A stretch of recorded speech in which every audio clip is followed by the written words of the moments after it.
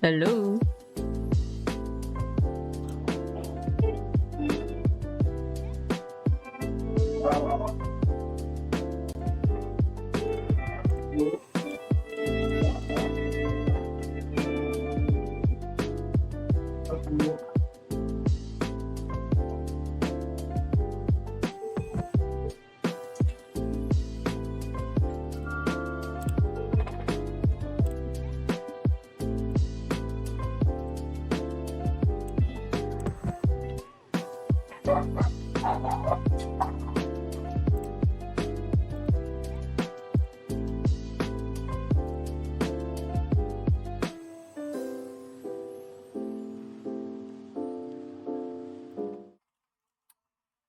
Hi guys.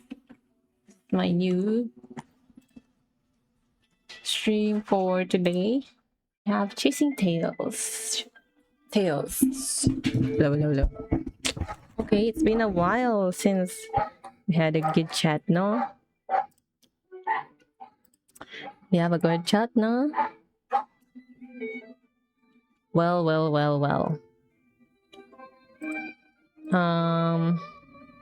I set up ko muna yung game.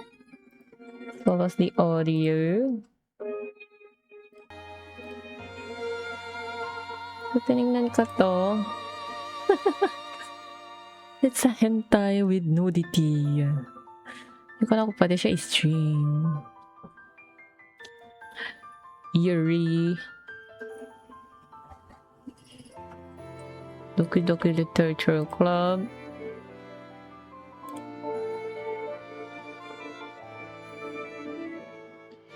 Wala, try ko muna. If not, hindi pwede. Hindi. I'll try this one. Killer Chat.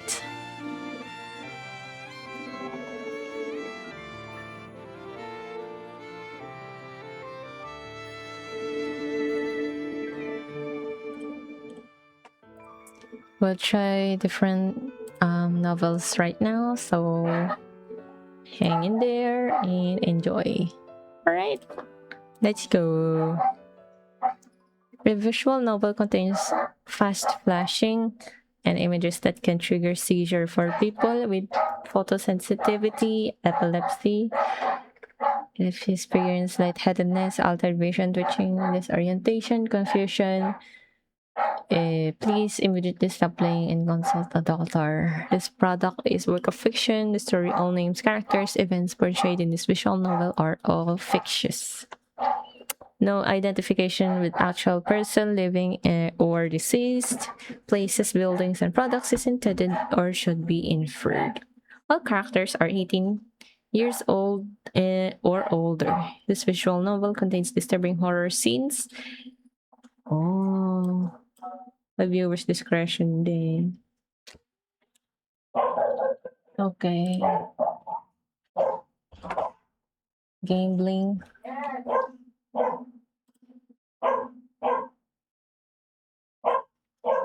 Horror scenes. Okay, graphic this. Maybe sexual themes as well.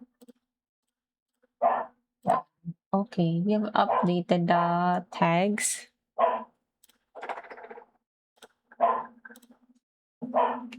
Visual novel. Novel games. Yuri.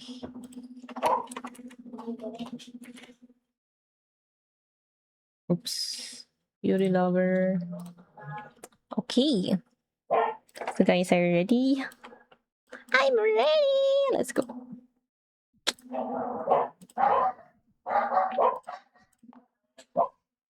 Enable time choices. Should we? I'm not good at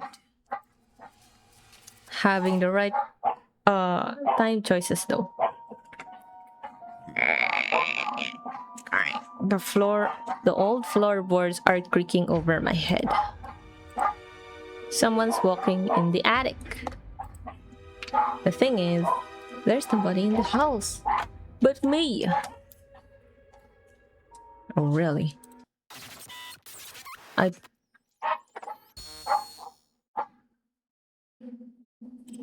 Damn, girl. A week ago.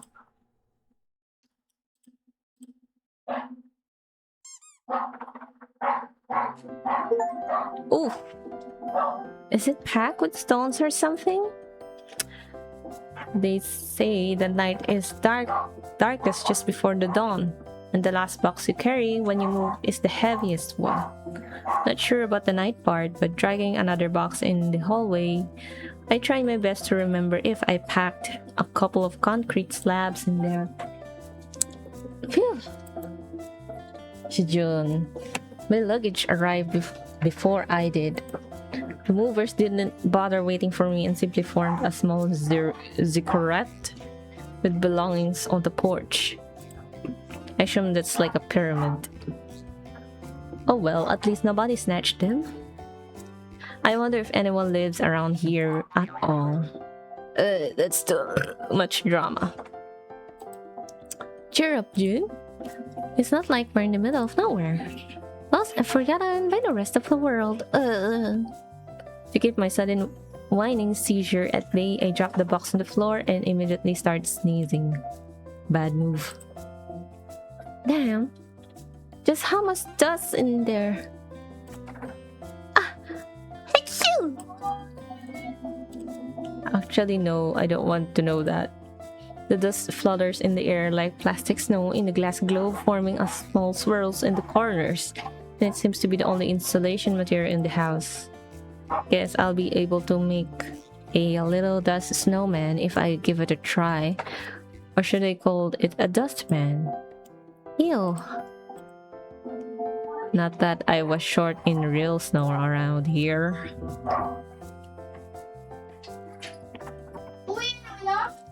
It's spring already, but the townscape is still covered with thick blanket of snow. And it looks like it has no plans of melting anytime soon. Sure, my auntie had warned me it'll be fresh in these parts. I was distracted by the green stuff. Sure. But I had no idea it was fresh. As in fresh, frozen. On my way here, I got I got a distinct feeling I was stuck in a computer game with textures constantly failing to load. Oh my god, I can't read. Well, not like I had any other options. Maybe it gets better downtown. Not like I'm eager to find out in person. At least not today. The way here got me worn out, and all these boxes won't unpack themselves. Would be great if they did though. I look around the shabby hall, crowded with endless boxes. I get the feeling they multiplied while I wasn't looking.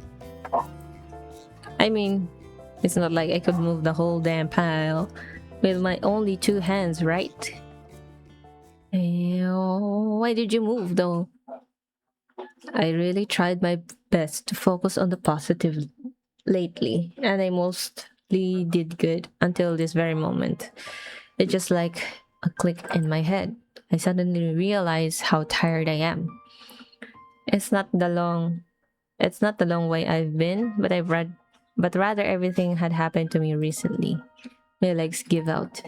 I sit down on one of the boxes and stare at nothing with empty eyes. For a while, I sit without moving, but I don't feel any better.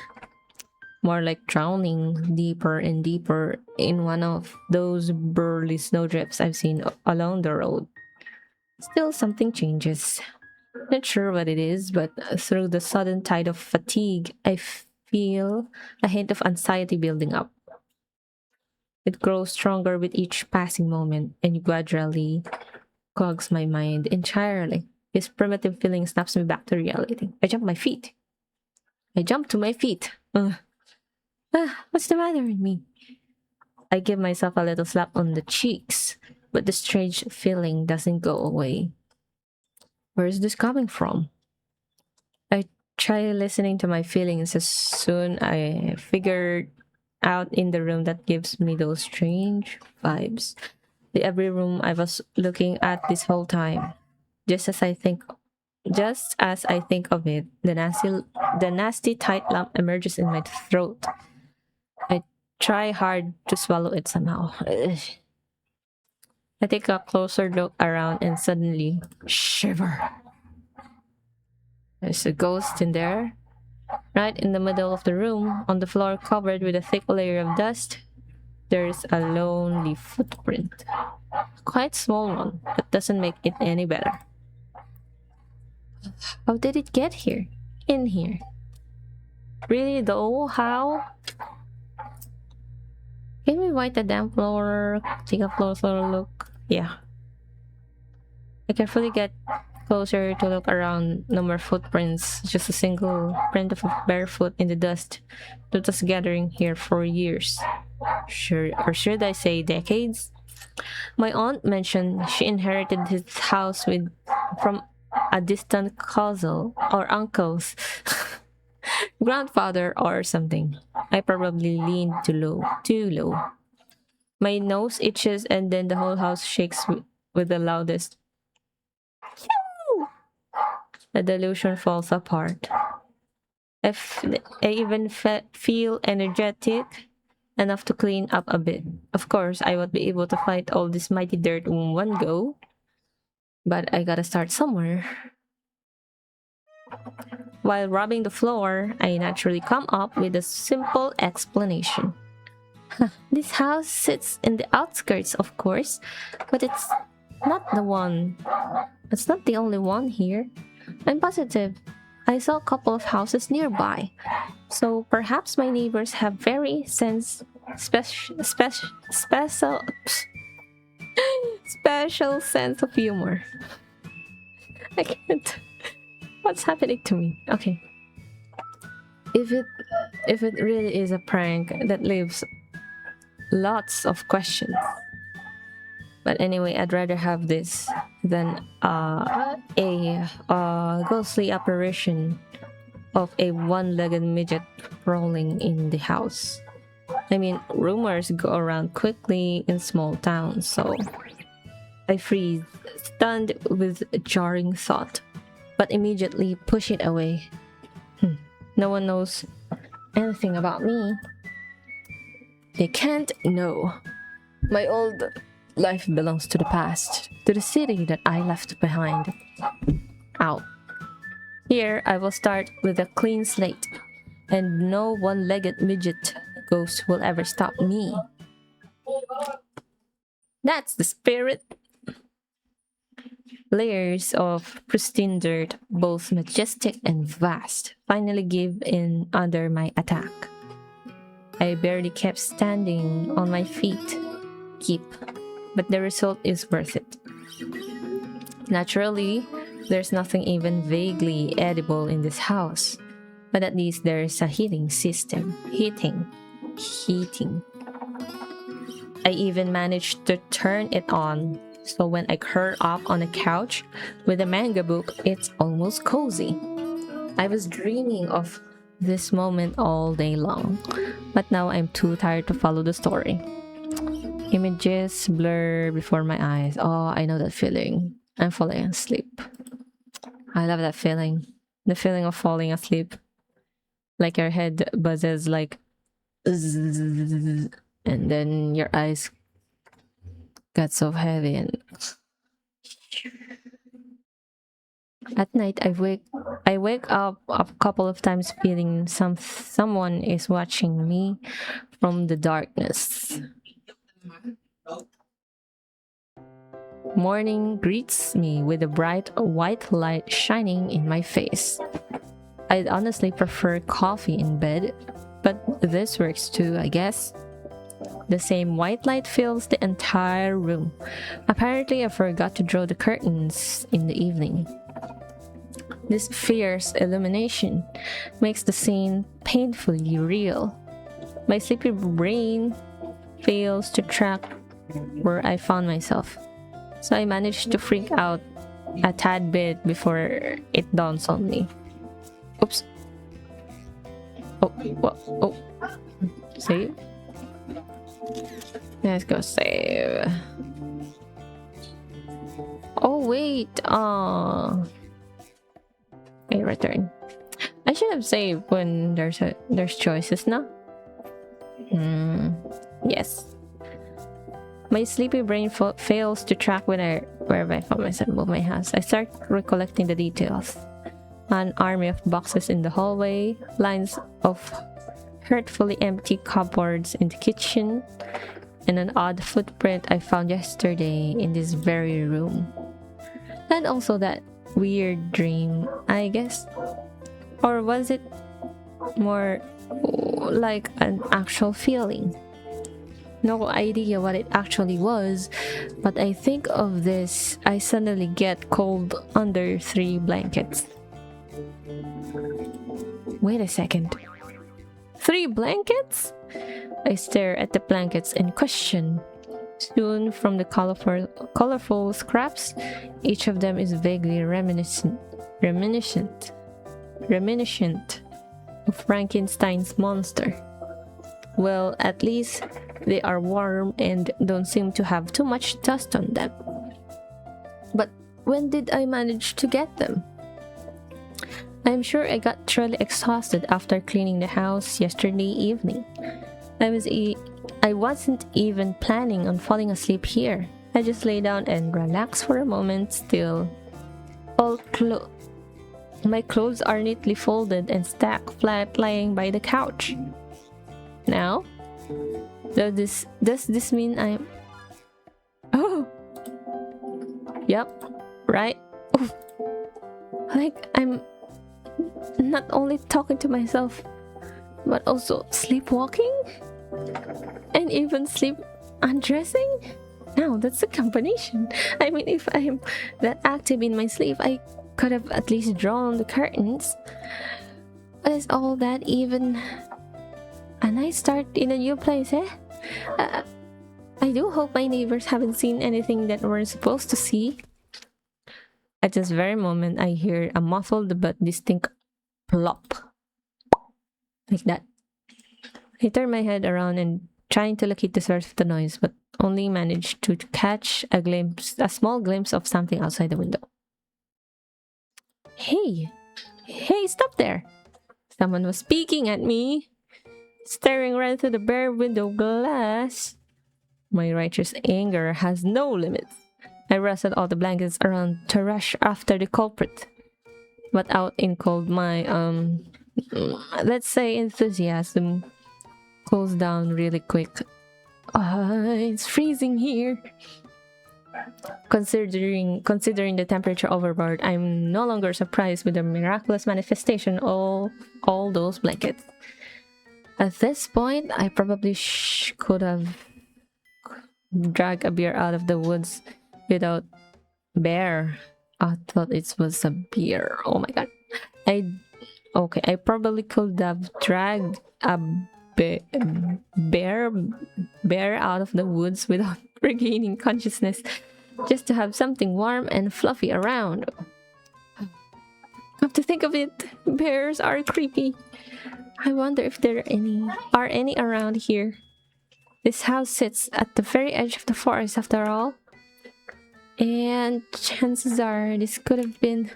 Hell, the silhouette outside of the window was clearly human.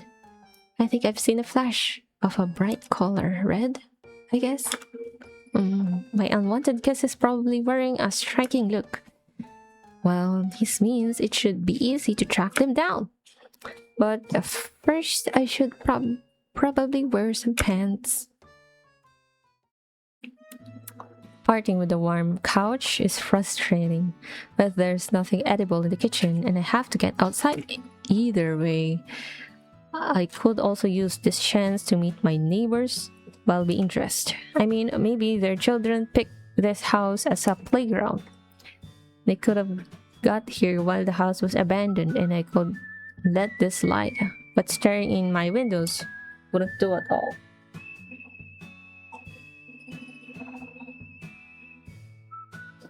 My cat is dreaming. So cute. If I was into unwanted attention from randos, I might as well have stayed back home. Oof, I'd rather not think of this. The heating system managed to shut down at night. No wonder I woke up in a freezing chamber. I fight the urge to start it again. It's probably safer to leave it be for now. I'd rather get back to a cold house than a hot pile of embers. I get ready and run out of the front door as fast as I can. Which is probably too fast. Eey! Ouch! The ground meets my butt with such a passion, as they were meant to be together all along. I feel upset, cold, and progressively more wet with each passing moment.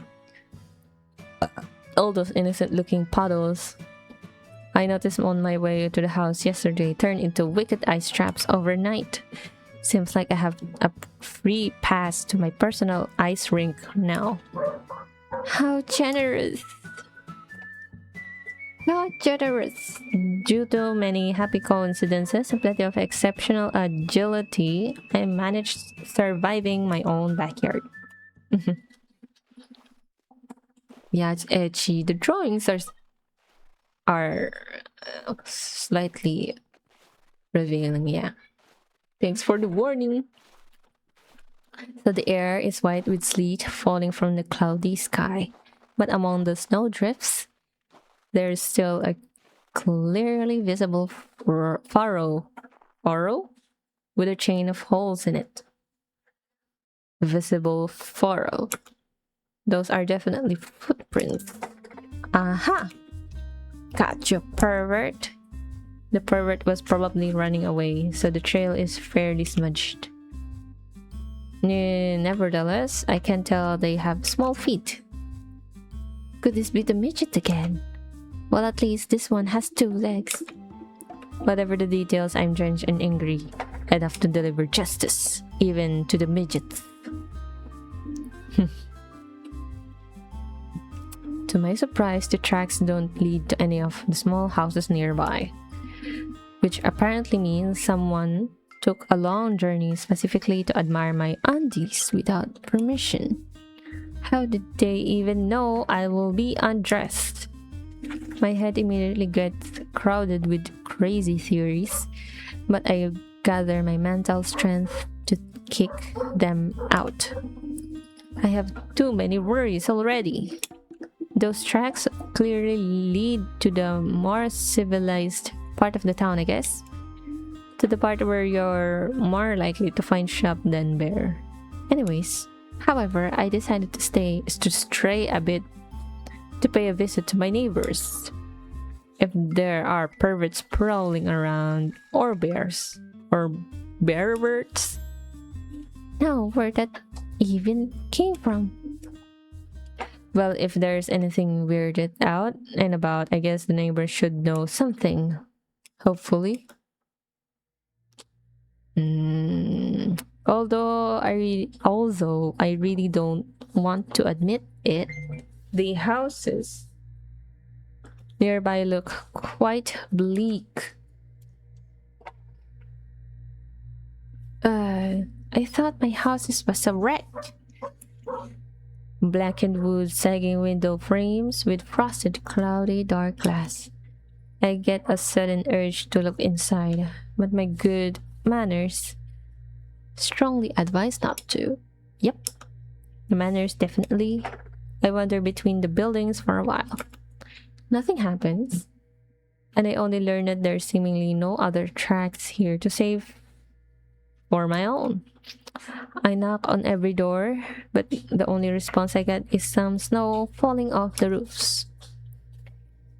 Either no one's home or I seem to be living here all by myself.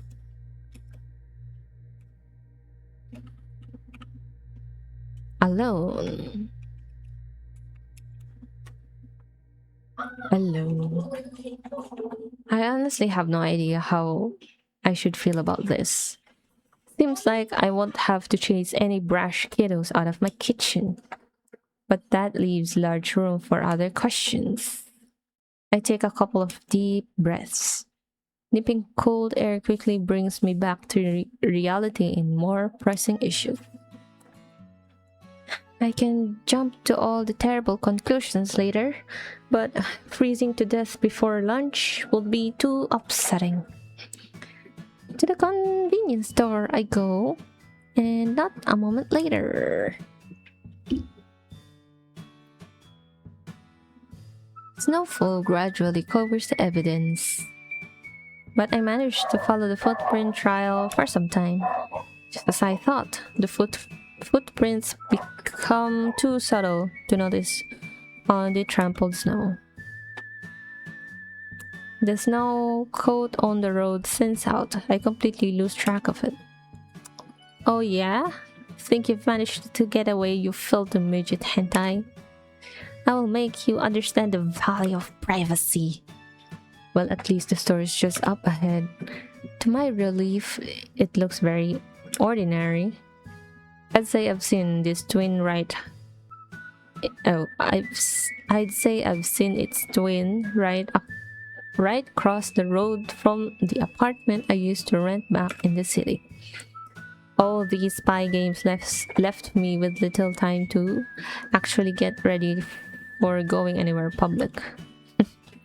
I rummage through my purse to check on my current financial situation and figure out what lifestyle I can currently afford. Of course, I'm pretty clueless about local prices. I don't have some savings, but how far will it take me? And where could I possibly earn more in these backwoods? I guess I'll think about it tomorrow. Or the day after tomorrow. Or even better, the next week. Yes! I should probably have enough money for a week, right? I push the convenience store so enthusiastically, as if it was directly responsible for my personal economic crisis. The sound of the doorbell is so desperate. I can't help but imagine it falling off and hitting me right in the head. Probably just to hammer some common sense into it. Sorry. The lady at the cash desk looks a bit surprised by my dramatic entry. Still gives me a friendly nod. Oh, well, not the business. I'd say she's more invested in a small tablet, producing faint yet recognizably mumbling. Some kind of dorama, I guess. Wait, that means... the internet! I still vegetate in the frozen wasteland, but at least it's blessed with the internet. I wipe the snow off my feet on the mat at the entrance, get myself a shopping basket, and hurry onwards. Yeah! Come on, June, pull yourself together. Just act natural. Don't draw attention. And stop talking to myself in public place. At the entrance behind me, the bell rings again. Another customer. Seems to be pretty lively here. That's great and all, but I don't feel ready to make new acquaintances just yet. Instead, I decide to focus on the mission at hand and proceed further into the store, trying not to draw anyone's attention. The stop hall is just soothingly ordinary as the exterior suggested. I finally calm down enough to start scanning the shelves for munchies. Well, it's not half as bad as I thought. The variety of goods here is nothing to write home about, but those prices definitely know the right way to rub me. If I won't start binge buying everything thoughtlessly, I think I might be able to keep myself going for a month or so. And later on, well, a month is a month. Something should turn up. That's how it goes, right? Anyways. What was I? The noodles, right? Now that's staple food if I ever saw one. I'd say I could use a staple or two in my life right now. Think of the noodles. Don't think of money. Eerie houses, hideous midgets,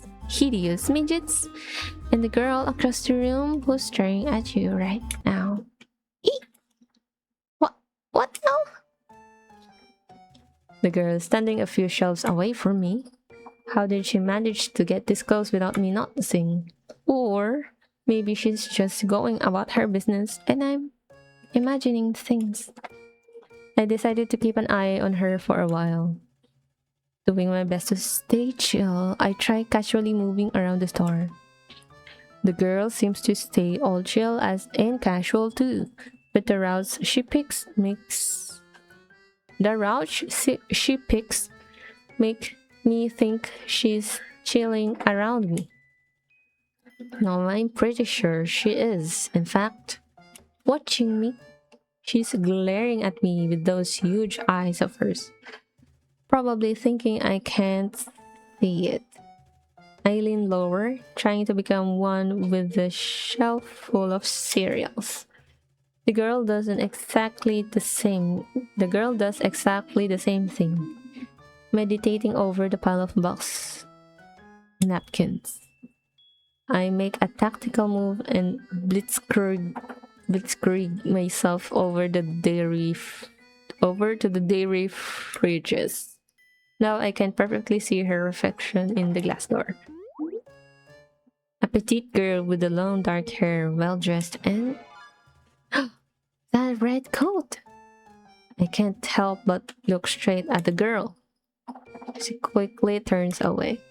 I notice a snow blob sitting on the back of her coat. Now that I think of it, there was a small weird snow bank under my window. I guess I'm not the only one here who's ended up with snow behind the collar this morning.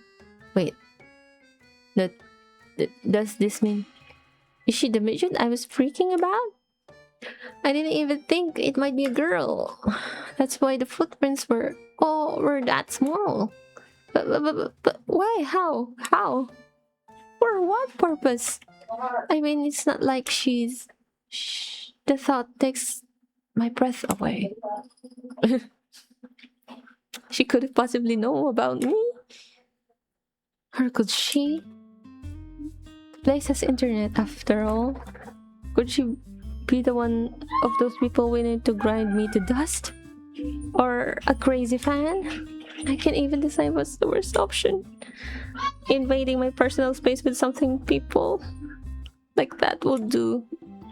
Maybe she already helped herself into the house to rummage through my stuff while I was on a neighboring hood tour. The code red situation here. A code red situation. I need a plan right about now. Should we come up and talk? Save that. Okay. She's the creepy girl. Can we confront her? I'd like to confront her. Like, gotcha. I know you were snooping around my house. Okay, so I know where this is going. I'd even say I know it too well. Just let me feel your fear for a moment, and then the next moment you're done for. And as far as I know, I've run out of kind aunts with vacant houses. I must take this bull by the horns before they end up in my... I go straight to the girl. She gets what's surprisingly quick and tries to flee, but I act fast. The spy games are over.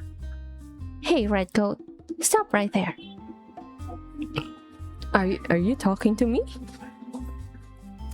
Yep, you got it. I won't beat around the bush.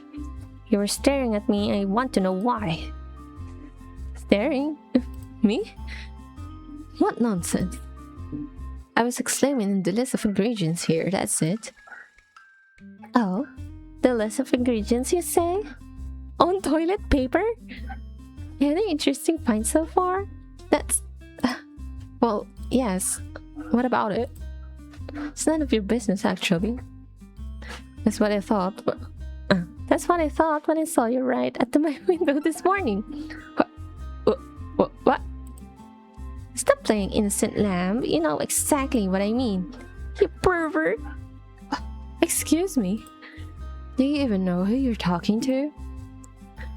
Let's see. I'm talking to someone who has a license for voyeurism? No? Or is it someone who picked my backyard as a natural habitat?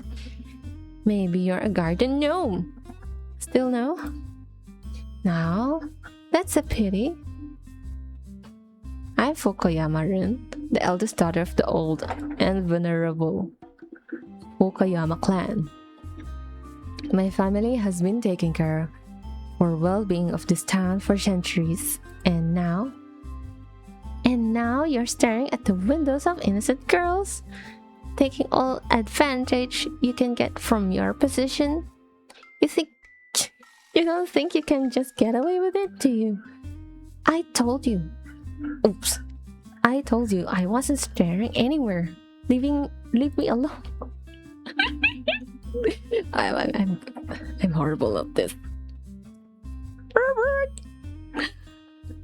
As I told you, as told by a tyke.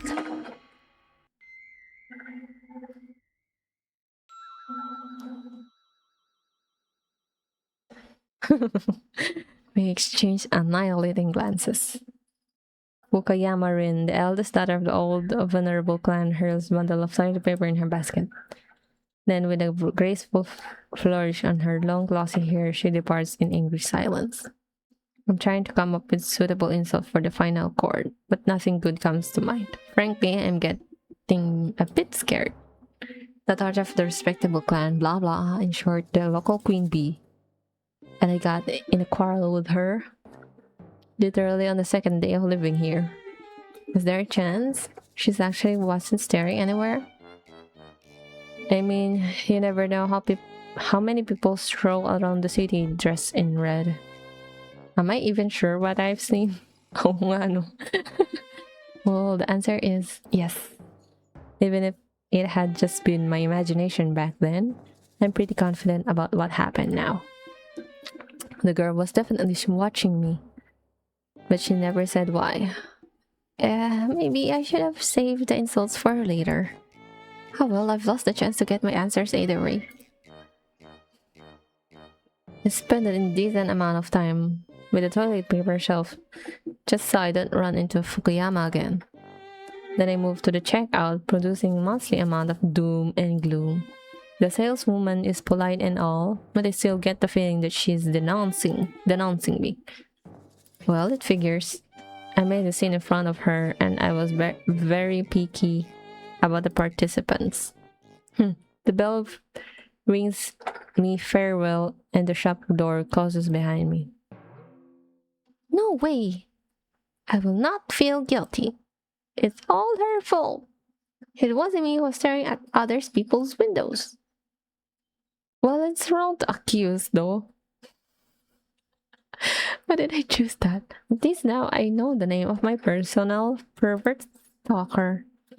And maybe I managed to scare her enough to get her off my back. I tried to forget this stupid situation and head home. Malay mo, no? Lalaki pala yun. Yung sumilip. As in, nakakasahan mo babae. There's something wrong. White fog. Nothing but white fog and a voice. Lady, I have found you. I finally found you. I have to keep searching for so long. But it's alright. Everything is going to be fine now. We'll make everything right. Then we will be always together, right? Yes. I'm so glad. And who the fuck are you? What a strange dream. Should probably start taking magnesium. What a weird dream.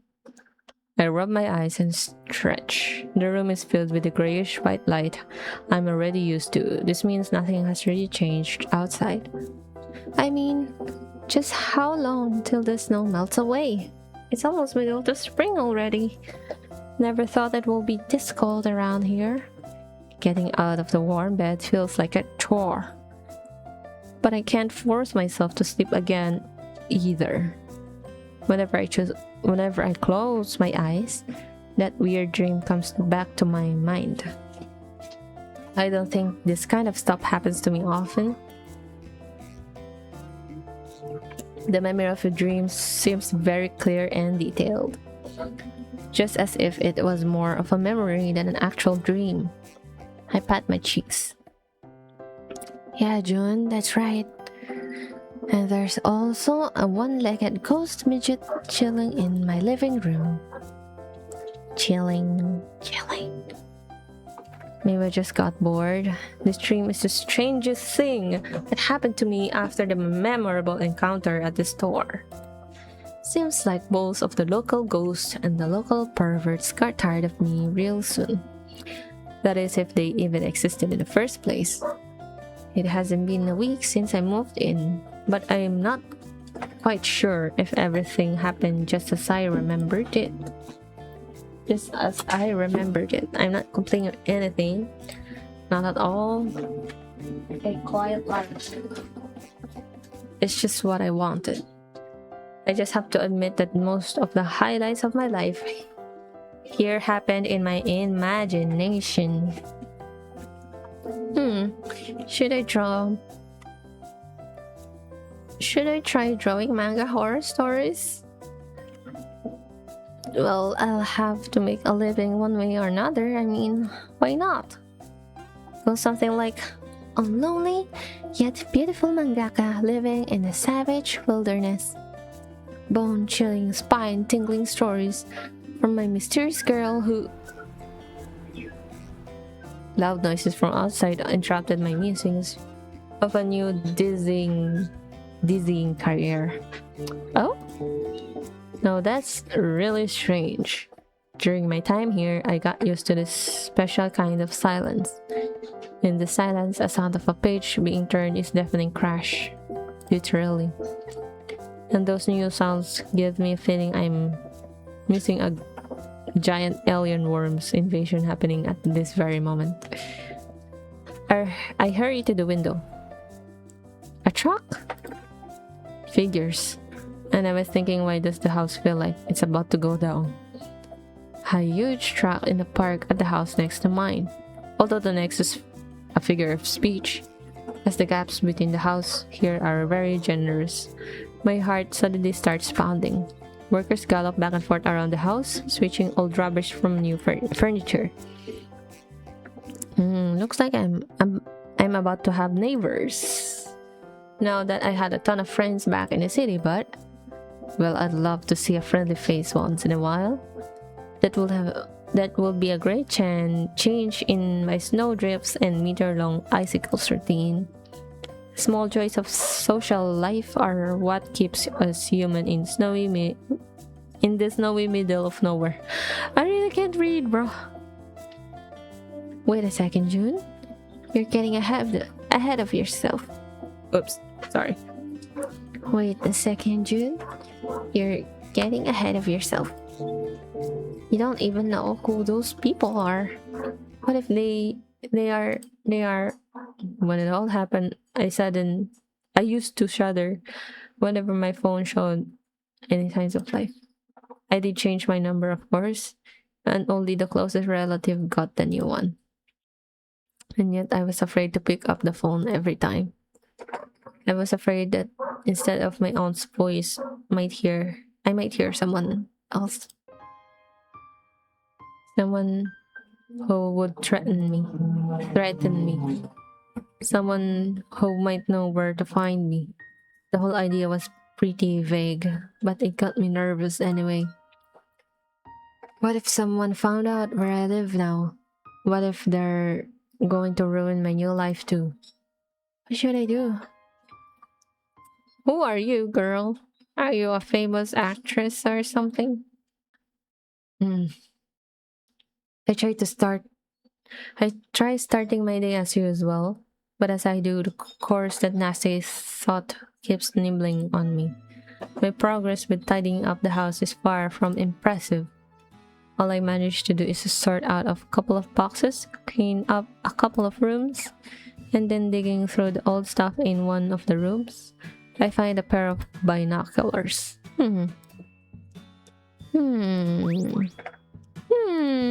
Should I?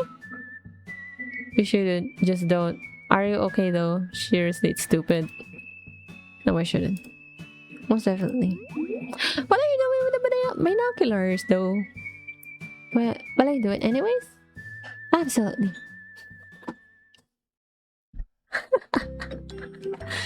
What choice? What a disgrace. I'm standing at the window on the second floor. My fingers are suddenly cold, gripping the binoculars the other time. I can't convince myself to look into it, but I can't put it aside either. So I'm going to spy on the neighbors. Yikes! How am I any better? How am I any better than the girl from the store? They haven't really moved in yet, and I'm really acting loony. What if someone notices? What if I am discovered? Anyway, it's just so very wrong. But what if these people are up to something sketchy? Now you're just paranoid, girl. Those houses look completely abandoned and must have been empty for a very long time. Why would someone move in right now? Are they trying to get close to me? Maybe it's paparazzi.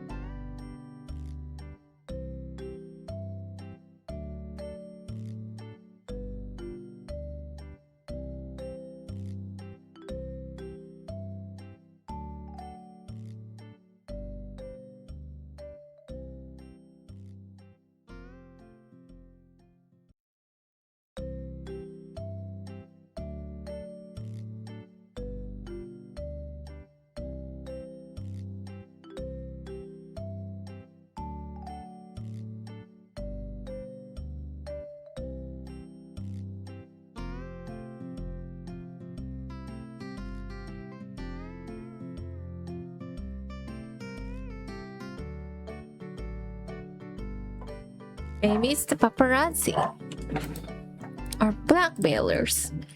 They'll be lurking at the windows with the camera. They'll be waiting until I lose my grip. They're probably some strategically important piece of clothing, and then there's no way I have to find out what they're up to. Surely I couldn't wait until they move in and go meet them in person, but who knows what lies beneath the facade. Professional blackmailers probably know how to act nice and get close to the victim. And then your dude suddenly turn into collectibles. You can't fool me. Got it?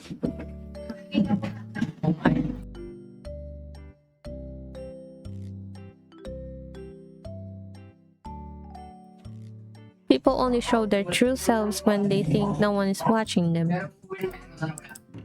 Does that mean my real self is a paranoid stalker with issues of every sort? No! I should probably yell in lower voice, else they surely notice me. Okay, never mind. Come on, June, focus.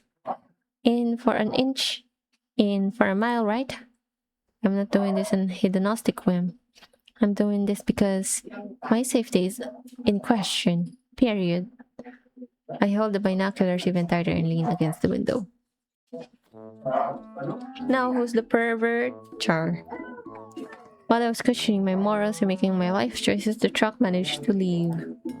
The night is definitely still young, but I'm pretty surprised it's here already. Gee, time surely flies when you're having a mental breakdown. The light is on in the house next door, and that works out to my advantage. Even better, my neighbors are in a hurry to draw the curtains. At this point, I almost appreciate the cooperation.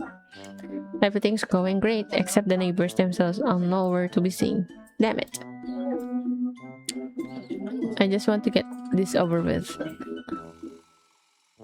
I need to make sure my neighbors are ordinary people with malicious intentions in mind. There's nothing wrong with that, is there? I gaze at the glowing rectangles of the windows until I finally see a figure in one of them. It's her! Yep, that's her. There can be no doubt that the Fukuyama ruin in flesh. The heiress of an old clan who's really fond of looking into other people's windows. And the first confirmed pervert next door in my life. I clenched the binoculars as if glued. How did she managed to do this? Alright. Her family must be a filthy rich by local standards. Of course. She had no trouble renting or even buying a puny old wreck like this. She's definitely plotting something against me. In the meantime, Fukuyama is busily rummaging through her closet. Her damn closet. I can't believe her stuff, and she herself has every legal right to be located this close to me from now on. I can't get rid of her now, can I? She'll be able to stare at me out of her windows all day long. Does she think I'm her personal reality show or something? What did I do with this? I know. I'll keep the curtains shut all the time. But in this case, the house will get really creepy. I'll probably just wither here without the sunshine. Damn stalkers. What should I do? Fukuyama disappears from sight. No matter how hard I try finding the right angle, I fail to spot her. Lurking, are we? She's definitely doing the creepy pervy stuff. I mean, she's probably busy decorating a stalker room with my pictures everywhere. Or setting up cameras to spy on me night and day. Never mind, I'll figure out her cunning plan. You want war, Fukuyama? You'll get it. She might think she's got the upper hand, but she's not. No idea I have a ace up on my sleeve. She might think she's upper hand. Oh no, weak spot. Sorry. Fame is a medal with two sides. I'll keep an eye out for as long as it takes. I know for a fact she'll make a mistake at some point, and when she does, I'll take pictures and make videos too. Yeah. You want me? Come get me. I will get the dirt. I get my phone camera ready and wait. What are you doing, girl? You're too paranoid at this point. Time goes by, but Fukuyama still doesn't show up. My back and everything below is stiffed in store, still sitting in ambush like a real hunter. Just when I start pondering if she's going to dig an underground passage or something, Fukuyama finally reappears. You've earned it. Slow clapping. I didn't. What the hell? And she's naked. Okay, there's towel. I still see a lot more than I intended. Girl, she has pink panties.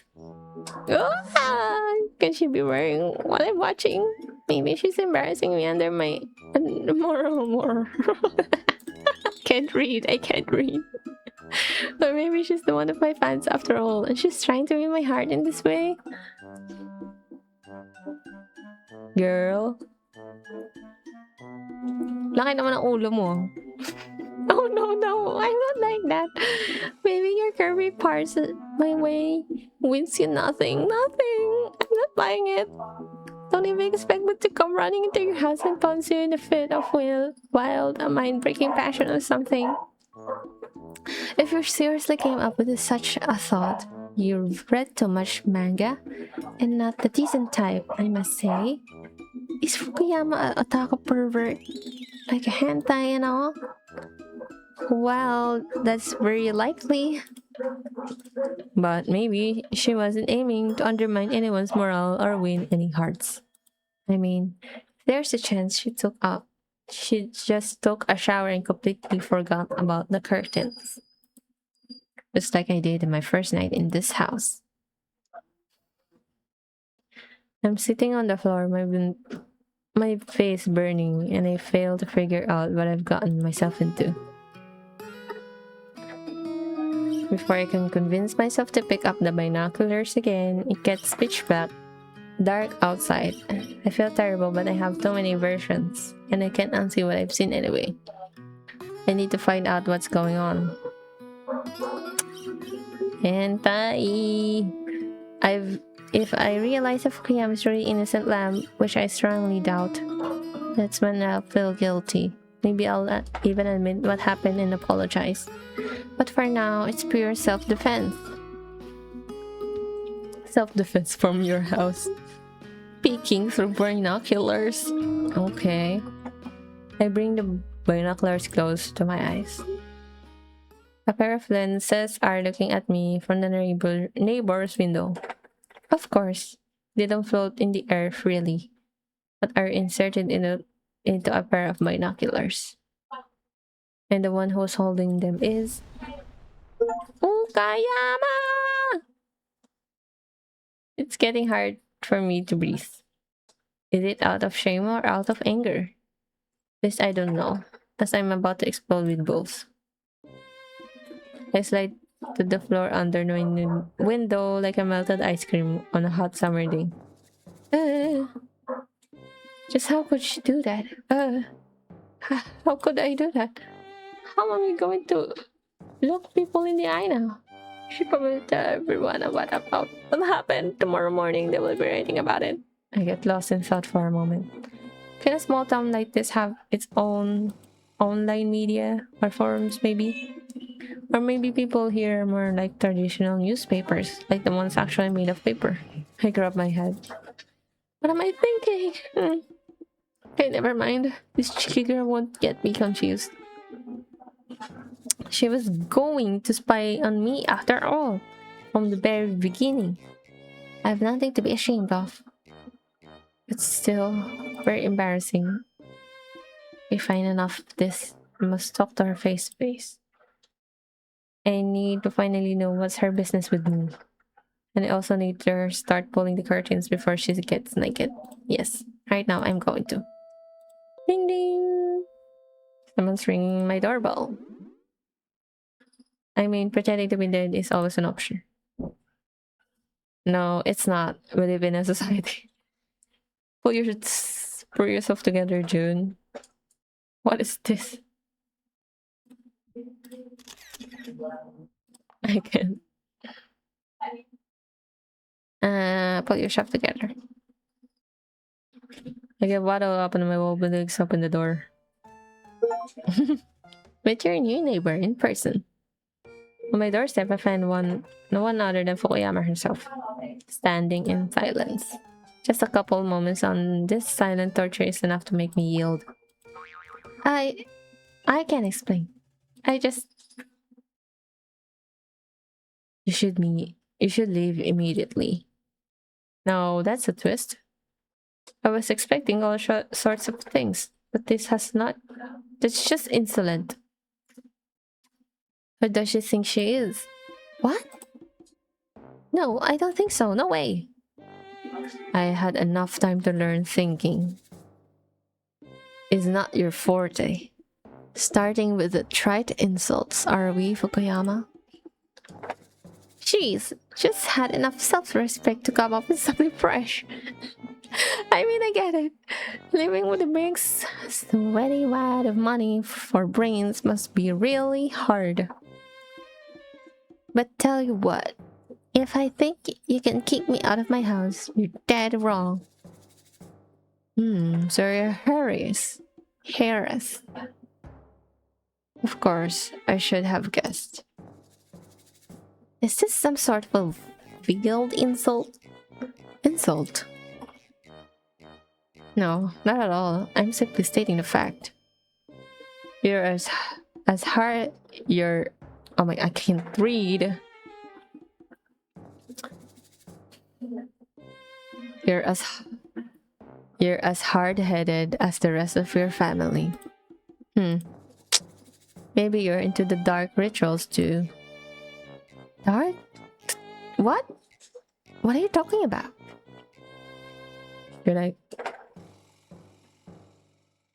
Should I call the police? Or you'd settle for a mental ward? Rizzo is some cultist village after all. No, that doesn't seem right. A dark mage, miserable as she is, still needs resources. And this one has neither intelligence nor spiritual power. So it could be she's here by accident after all. Are you Are you even listening to me? Could this clan have degenerated so quickly? Amazing. Listen, I'm sorry I saw you naked. What? What? No. That's a very bad way to put it.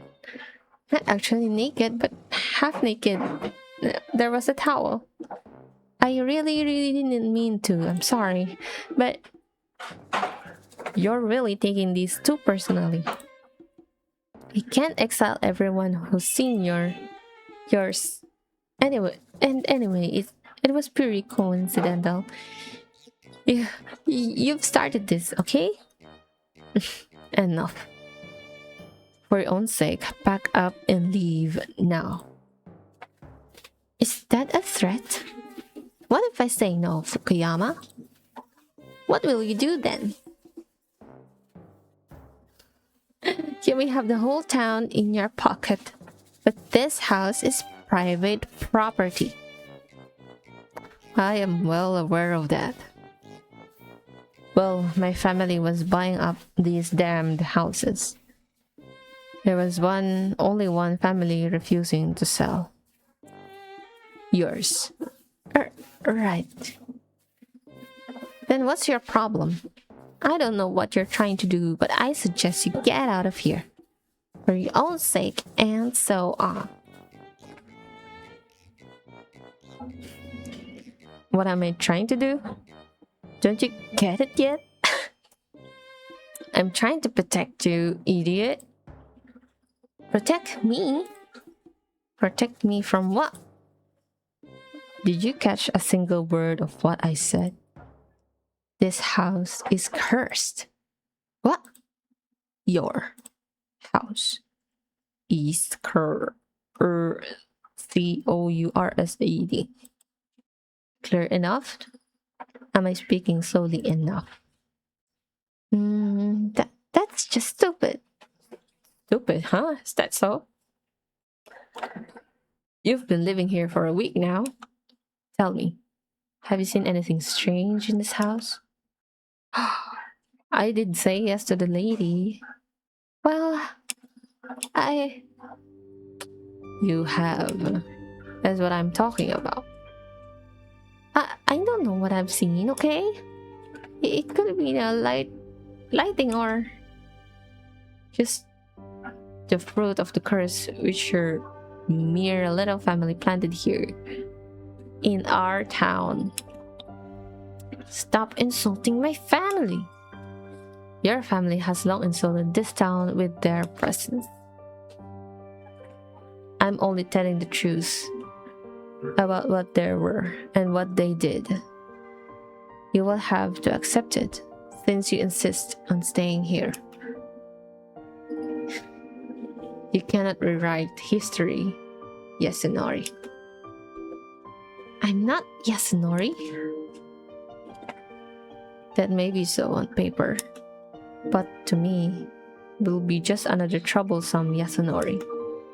At least until you come to your senses and move out, assuming you are capable of doing anything reasonable at all. I'm not going anywhere, period. Just why I am not surprised. Is that all you had to say? I have other things to take care of. Oh, sure you do. Just keep in mind, I'll be covering my windows from now on. I sure hope you will. I'm about to slam the door shut, but Fukuyama manages to grab it in at least very last second. Wait. Are you trying to have... Are you tired of having full set of fingers or something? What I'm tired of is you being deaf in both ears. What do you even want from me? You don't like me and it's mutual. Why don't we just go to our corners and each pretend the other doesn't exist? For generations, my family has taken care of this land and all its inhabitants, no matter who they are. You wouldn't understand, Yasunori. Yeah, I do have hard time understanding why you have to pick on people you don't even know. Now you have done with edgy monologues. Anything else to add? For real though, I have to go. I see a dark entity in this house. It's asleep now. Wait, that won't last. Ever since you moved in, it's getting bigger. It's gaining strength. I cannot name the exact day, but soon it will wake up. So very soon, Yasunori. Yasunori. My ancestors sealed it inside the house, so it won't be threatening the town. Those inside of the house of, however, I feel my heart freezing for a second. You're not telling me. You're in danger. Should you be inside of this house when it wakes up, the curse will haunt you. And wherever you go, wherever you try to hide, there will be no safe havens for you anymore. Spirits? Curses? What is she even talking about? But if she's right, I'll have to admit that I could have explained it. That could have explained it a lot. Heck no.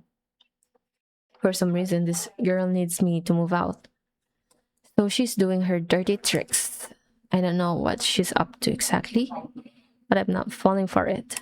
And besides, I can't. I don't want to. I think I can't. It's not that I don't want to. There's no other houses kasi. There are no other houses nor other residents to sleep to, so she can't. I can't. I'm not leaving. I have nowhere to go, okay? That's how it is. I think my family can provide you with some housing for the time being. I won't take handouts, especially not from someone like you. Yasunori, this is serious. Are you going to do anything at all? This all? It's just nonsense. Anyway, what can I do? Well, considering you don't feel like doing what's right. That's a complicated question. I would like to see the house for a start. And I'd like to keep my house free of shady characters. Shady? Who do you call? Fine, whatever. Say what you want, idiot. Well then, all I can suggest is that you keep an eye on your electronic devices and keep a light source handy. Oh, and the windows. Keep them shut at night. Yeah, right. You forgot to mention, don't let the maniacs in, and don't carry your phone in your back pocket. Got it. Have a good night. I finally shut the door. Fukuyama's fingers are no longer on it, which is a shame. Yeah, that's hard. I propped the door with the bag and sink on the floor. I'd rather deal with the 500 boxes than 5 minutes of Fukuyama. Versus this dark entities that she's definitely messed in the head. I mean, with weird things do happen in this house from time to time, but I wonder if Fukuyama herself has any faith in what she's saying. Or is that a part of some crazy plan? Could she be the one behind all the weirdness? Maybe she has to set it up somehow. Could this be some sort of prank? She might be making a video this whole time cyberbullying me all over the internet. Ano ba keep the windows shut at night? I mean, really? What kind of who would leave them open in this weather anyway? Or what the fervent rant of a family honor and all? Family honor my eye. It's the total otaku and cold cut red reading cringy stuff. What? There's a folded piece of paper lying on the floor beside me. I'm pretty sure it wasn't here before. Someone must have slipped the note under the door. Someone? Yeah. Is she eavesdropping again? Fukuyama! I'm talking to myself, not you. I'm squeaking the door open, but there's no one behind me. I must have discovered the paper too late.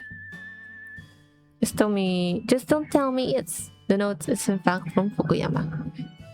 It has her digits and the few words written by hand. Call me if anything strange happens. Was this all just an excuse to hand me her phone number? I'd say this move is far from smooth. What am I supposed to do with MacGuffin like that? Well, leaving the chest in the hallway won't do. I shove a nut in my pocket, of course, just to throw away sometime later. Girl, you're insufferable.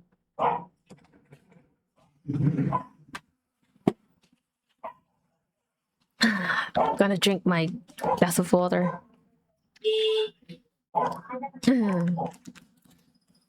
Hard to read, hard to read.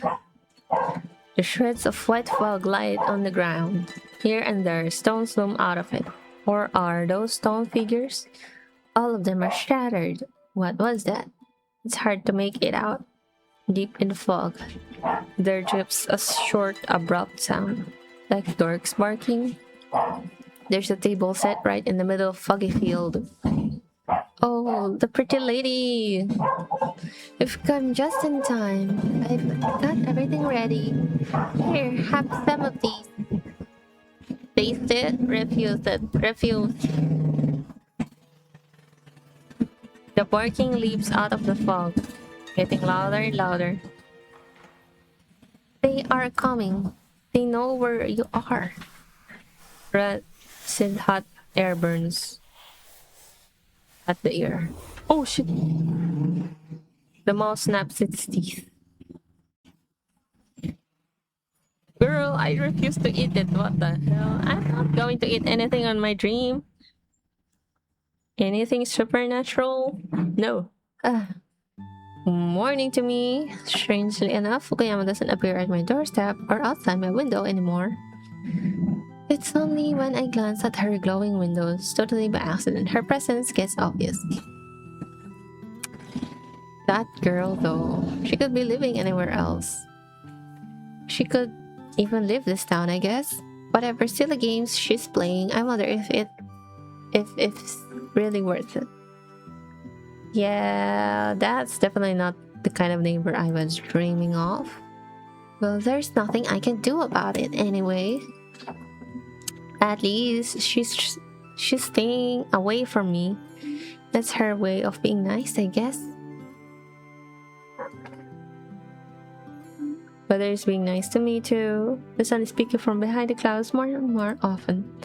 It seems I don't have to spend half the day digging the yard from under the snow. The townsfolk say the thaw is temporary, but I'm still happy to have it. Nature rejoices with me and comes life little by little. Huh? The birds! Aw, they're so cute! Aw, just wait a bit. I'm sure I have fun left over. I carefully open the window and feed my joyfully chirping neighbors.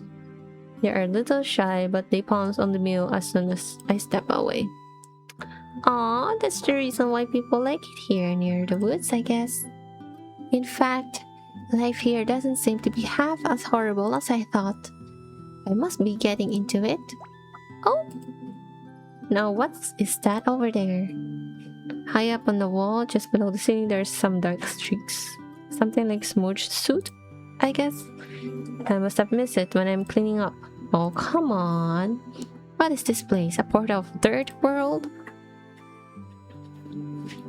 Girl, if I were you, I believe the girl who's believed in the supernatural shit going on. When I finish cleaning up, the birds are still romping the downhill. Down windowsill? I don't know. I sit down on the bed to watch the fuss. Gradually, my eyelids are getting heavy. I don't quite notice the moment I doze off. But I keep sleeping! Anyway, I'm sleepy head too. Correct. Oh my gosh. Did she even eat breakfast? The room is cold and dark, except for a hazy cloud of moonlight floating over the floor. It's freezing in here. What's that? The sound is coming from the downstairs, from the ground floor. Old boards creaking. I slowly get up. The floor beneath my feet is ice cold and shiny, like the surface of a frozen lake.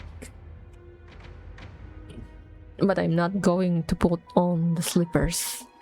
I make my way to the light switch ever so slowly. Click, click, click. Doesn't work. Knock, knock, knock.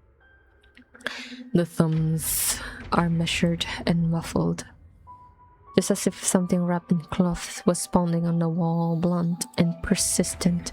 The floor shudders beneath my bare feet. Fukuyama, if it's you again, this is not funny. It's not Fukuyama. Somehow know that for sure. Keep a light source handy, but it won't switch on. Probably the power is down. My phone. The phone has a flashlight. My breath is turning into slivering mist. The phone must be downstairs in the kitchen. I was looking for recipes, thinking what to make for a dinner. My lips began to tremble, for I forbid myself to cry. Shouldn't make a sound. Maybe then I'll get lucky. Maybe then it won't notice me. Walk out of the room, heading downstairs.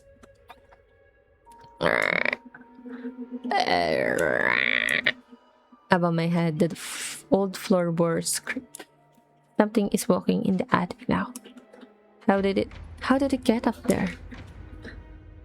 No. I just can't. These noises, they're driving me crazy. I rush down the stairs. My bare feet slap on the old wooden boards. It makes a lot of noise, but I don't care anymore. The phone. I must get the phone before the nameless terror gets me. Here it is. On the screen, the battery icon is flashing red. It's almost dead.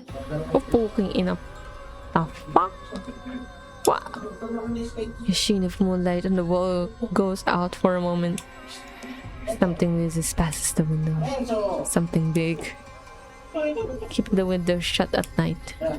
I feed the birds before I back down. The window on the second floor, it must be open. I rush back up to the stairs, trying to turn on the flashlight, but my fingers just won't move. The window frame slams shut with a screech. The glass is rattling. I grab my curtains to draw them shut. But at this moment, I catch a glimpse of a thick blackness gathering outside the window. I rush to the side and press myself against the wall. I don't want to see this. Knock. Knock. Knock, knock, knock, knock, knock. It's rubbing fast on the window glass. There will be no safe havens for you anymore. Niebdel. Niebel. Niebdel. Oh my god, Niebel. If I only had listened to Fukuyama. Fukuyama! Her note is still in my pocket. In your pocket! Nakapanty ka na, girl. I dialed the number from the crumpled paper. My face is wet with tears. I no longer have the will to hold back. Save me! Please! Help! Yasunori? What's happening? Where are you? In the house on the second floor. It's trying to get me through the window. Please save me. Fukuyama? The screen is black. Dead. The battery is dead too. Did she hear me? There's enough time before the phone shut off.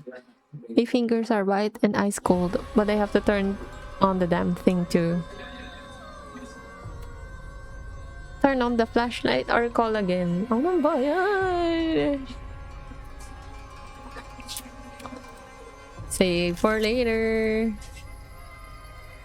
We can call again. If I'm lucky, there'll be enough energy to make one more call. There shall be enough.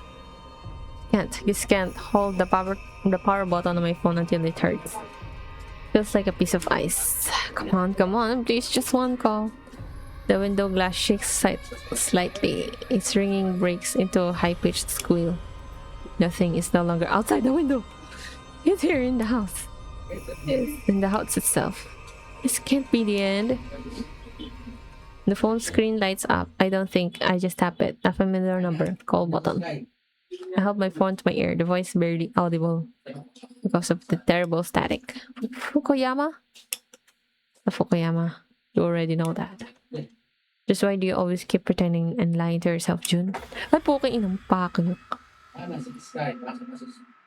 A screeching, squealing words to the piercing my cry pain. The pain no living being can withstand.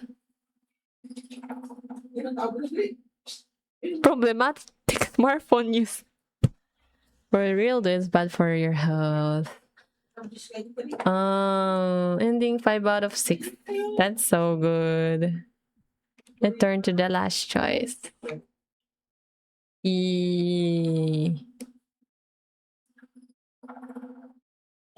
Should we? No.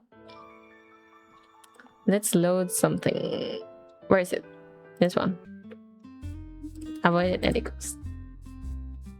But I really need to stay away from the lunatics. From what I've heard, the promotes longevity big time. I study the layout quickly and find a promising row of shelves just beside the health center. Great, that's my plan of salvation.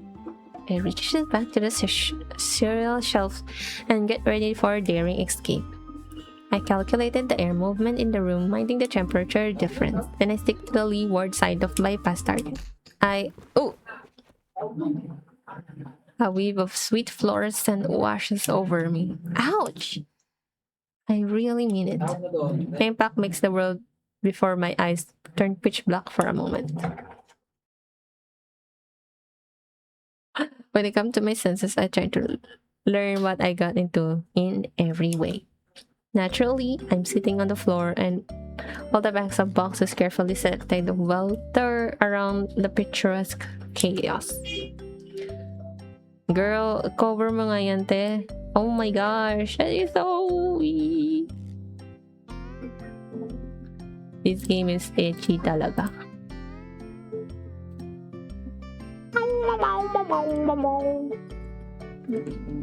Anyway, meron naman ano.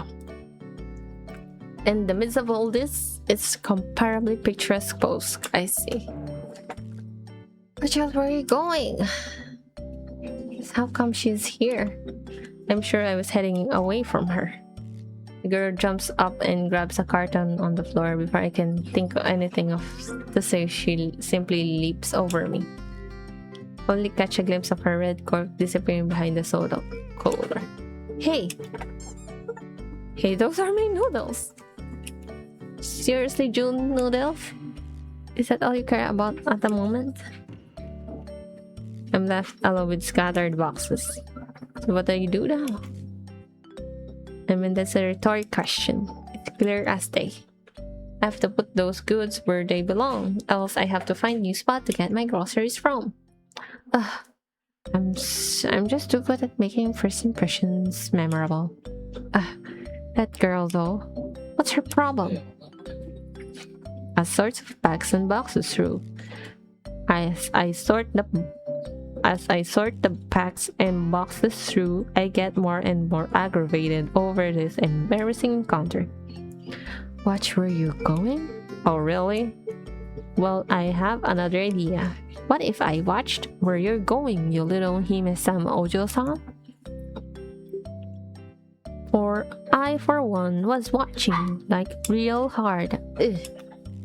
I'd give anything not to see her ever in my life. Anything but my noodles. But she took them away anyway. She clearly is the preferred type.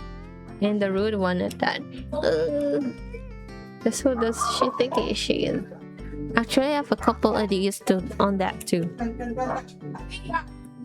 Time flies by as I come up with possible witty answers, which I will definitely use next time. I refill my basket and tidy up everything that fell off the shelf, but there is still plenty of good stuff on the floor. Which are probably from the girls' basket. The basket itself is lying here on the floor too, abandoned by its flamboyant hostess. Could have just taken it with her. Okay, let's see. That's chemicals. Chemicals? And even more chemicals. A highly aggressive kind too. She's trying to get rid of a body? My dead body, possibly. Why, of course. Who else body could it be? All coming together. This girl's definitely a crazy fan. Probably under or something. She's going to lock me in her basement until crush me. Possibly crush me with her thighs. And do all kinds of blue stuff. Whatever. The girl Garth. And if I refuse, this is too much. Are you alright? No, I mean, yes. That is. Suddenly, I know what I should do. I'm sorry. Do you know that girl from the red coat? She was here just a few moments ago buying noodles. It's a small town. I doubt there's tons of stores around. If my pervert is a local, the saleswoman must know her. You mean Lady Rin? Of course, I know her. Oh, of course I know her. Everyone here does. Lady? What do you mean by that? Lady Rin is the heiress of Fukuyama clan. There are patrons. Their sawmill is the only thing that keeps this town afloat. Sawmill kept this town afloat. Of course, things got a little messy lately, but if it wasn't for them, everything here would fallen apart long ago. A little messy? What do you mean? Oh, it's nothing, just talking, you know. We're living away from the rest of the world, and life here can get difficult at times. Sometimes you just get a little bored, and sometimes, oh, by the way, you've only just arrived, haven't you? I'm pretty sure I haven't seen you here before. Who? Me? Yes. I just got here yesterday. Why, is that so? Please excuse me for being pushy. There's really not much happening around. You're always welcome here. We do love new faces. Oh, well, that's great. We chat a bit more, but only have the strength to dodge the countless questions. It's a shame that I'm missing out on the opportunity to get a better feel for everything, but I can't help it. Everything has happened too much and too fast. I have no idea what to make of it all.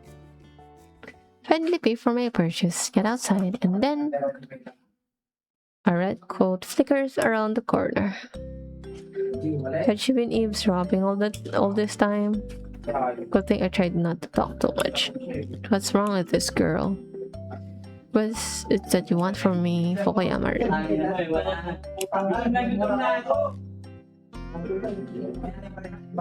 I considered the idea of arriving and no conclusion. It may be reasonable, but right now, I want nothing more than to be at home alone with delicious hot lunch. After all, if my stalker was in the mood for conversation, she would have run away from it, right? That just who knows what's on her mind, really. Money, fame makes people go bananas. I'm out of water. Lady Rin must be both richest and the most famous here. I can let my guard down, but I should try to keep from going bananas myself. The saleswoman did pounce on me with tons of questions, but all in all, she's quite nice. At least I don't feel like I moved to some creepy cult village or something. And that girl, who knows? Maybe she got overly excited to see a newcomer. Well, now that she's seen enough of me at the various angles, maybe she'll leave me alone. With that thought in mind, I head home. Too much monologue, bro. White fog. Nothing but white fog and voice. Oh, this one again? I have found you. I have finally found you. I had to keep searching for so long. I'll make everything right. Then we will be always together, right?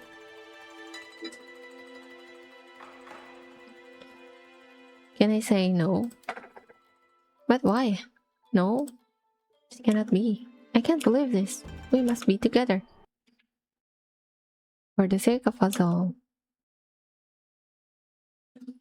I know you're a creep. Weird dream. Okay, this one is the same. Let's skip this.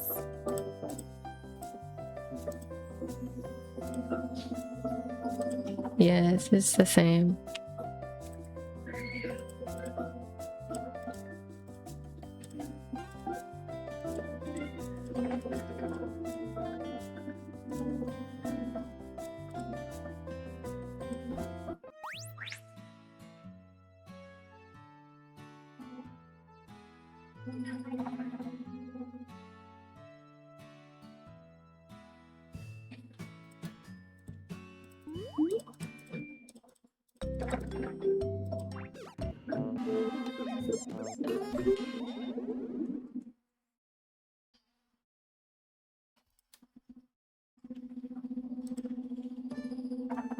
Oh, this one again.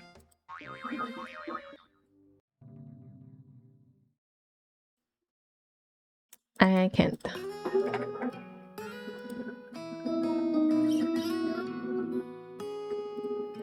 Skip this. Now we need to taste it. Leave sour copper aftertaste. What is this? Don't you remember?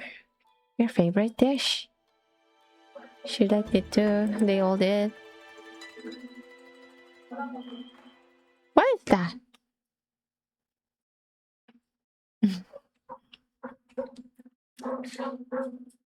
Good morning to you. And turn on the flashlight.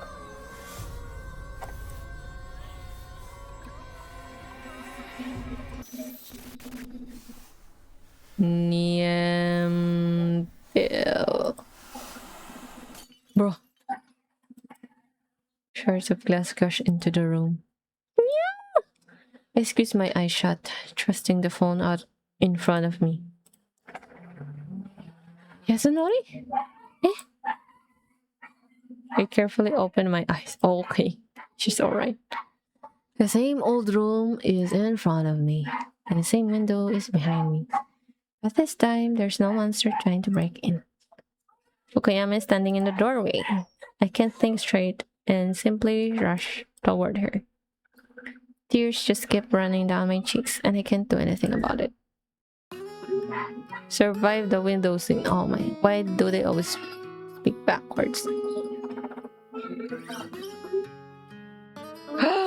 It speak backwards. Fukuyama. That was horrible. This house is horrible. What did you see? Where did it happen? I try my best to answer, but the sounds make just won't form into words. Every time I make an attempt, I end up crying even louder. Sure, there, it'll be fine. It's okay now. I sub. It was just there, and I fell asleep, and in the window, I just wanted to feed the birds. There, that's better. Take a few breaths. Breathe in and out. You do good. Now, let me go. Eh? Suddenly, I've been clenching to my Fukuyama this whole time. Like, very tight. Oh, I'm sorry. This is embarrassing. I don't want your apology. Just don't do this again. Okay. Feeling shame appears to be productive as doing breathing exercise. My brain is functioning again. Now I see Fukuyama is flushed and breathing heavily. I also noticed she's holding some weird cane. What was she going to do with it anyway? Beat the monsters so hard they went back to the underworld or whatever the hell they came from. Well, yes, it does sound like her. So the house is awake now. You fool. I told you to leave. You did, but how would I know? What would you think if someone tried to kick you out of the house all of a sudden? How was I to know he really existed? He? He? Who's he? The ghost in the one-legged midget. A one-legged midget? Yes. I saw his footprint in the dust. But I thought someone was playing joke on me. And then you started spying me and I... First of all, I wasn't spying, I was observing. And as for the ghostly midget, did you actually see him? No, of course not. Do you think I'd be talking to you if I'd look right into the eyes of the horror itself? Then what makes you think it's him? Well, it's intuition. Who else could it be? I see. What I'm supposed to do now? The midget will find me, he'll follow my trail. He'll be jumping after me on his only leg. Wow, go easy on whatever pills you're taking. Fukuyama flicks the switch. So we have a blackout here, huh? This has happened before? I think I can fix it. I can fix this if the wiring isn't burned out. But I'm not going anywhere alone, otherwise the midget... Listen. The one-legged midget doesn't exist. He can't hurt you. My therapist said. How do you know? I can see it. See what? I don't see anything. It's not surprising. That's because you're a dark mage, Lima. What? Your clan was known for fiddling with the demons, drawing on their magical power. My clan, however, have hunted the spawn of evil since the dawn of time. We see dark entities and we don't need any rituals to do so. As a member of Fukuyama clan, I have inherited the eyes of a hunter. And you seem to be proud of here of a thick head though. Oh well, that's how evolution works. Hey, I'm not a human being, I have feelings, you know? Well, I'd say you're useless at its worst. You're more dangerous than a blind kitten, so I don't have to destroy you. Nice bonuses now. Just how do you manage to be this obnoxious? At this point, I deep really can't calling you. Is that so? Just say the word and I'll leave if you can handle this on your own. Wait. Aren't you supposed to protect everyone in this town? Well, there's a lot of people and I'm a bit single person. What if someone else needs my help? I'm really confused with the names because they don't have like color coding or something. I'm really confused to which one to voice with. Maybe you should start helping people who possess ability to be grateful. Just for a change. Yeah, about that. Actually, before you got nasty, I wanted to thank you. I should say your idea of gratitude is quite peculiar. Hey, stop interrupting me or else I'll completely change my mind or won't say anything nice to you ever. Anyway, thank you for saving me. I wasn't sure you'd come. Honestly, at that moment, I wasn't sure of anything at all. Yeah, you died. I'm sorry. You died in my first run. I wasn't thinking anything. I was just terrified. Okay. Just to be clear, I didn't really have the opportunity to do anything. What do you mean? When I got here, all I saw was you. Just me? I mean, you say you didn't banish that thing. No. My. Yasunori, do you really have to say the same thing 10 times? Wait, what is she getting worked up about? Anyways, I guess it's better to bite my tongue first. William is unbearable, of course, but I really need her help. Like I said, yes, you're alone in the room. I didn't even know what happened here. Well, I decided to feed the birds. I opened the window and I told you to keep the window shut. I know. But only at night, right? And that was during the daytime. I didn't know I was going to fall asleep. Okay, go on. Anyway, I fell asleep, and when I woke up, it was chilly as heck in here. I heard all kinds of scary noises. What noises exactly? Well, like someone was wandering around the house and stuff. At first, I thought it might be burglars, but the sound started moving between floors. How do I put it? Sort of jumping? I see. The lights didn't come on, but I remembered the flashlight in my phone and ran downstairs to get it. Leaving the phone in random places in your situation? I question your sanity. I'll pretend I didn't hear that. Anyway, when I came back here, there was something outside the window. I tried not to look at it, so I don't know what it was like. It spoke to me. And it broke the window and then in the shards. It can't be. The window is intact. But I'm sure I remember. I'm not lying. I believe you. I know what I saw. It was just like that. What? Do you really believe me? Yeah.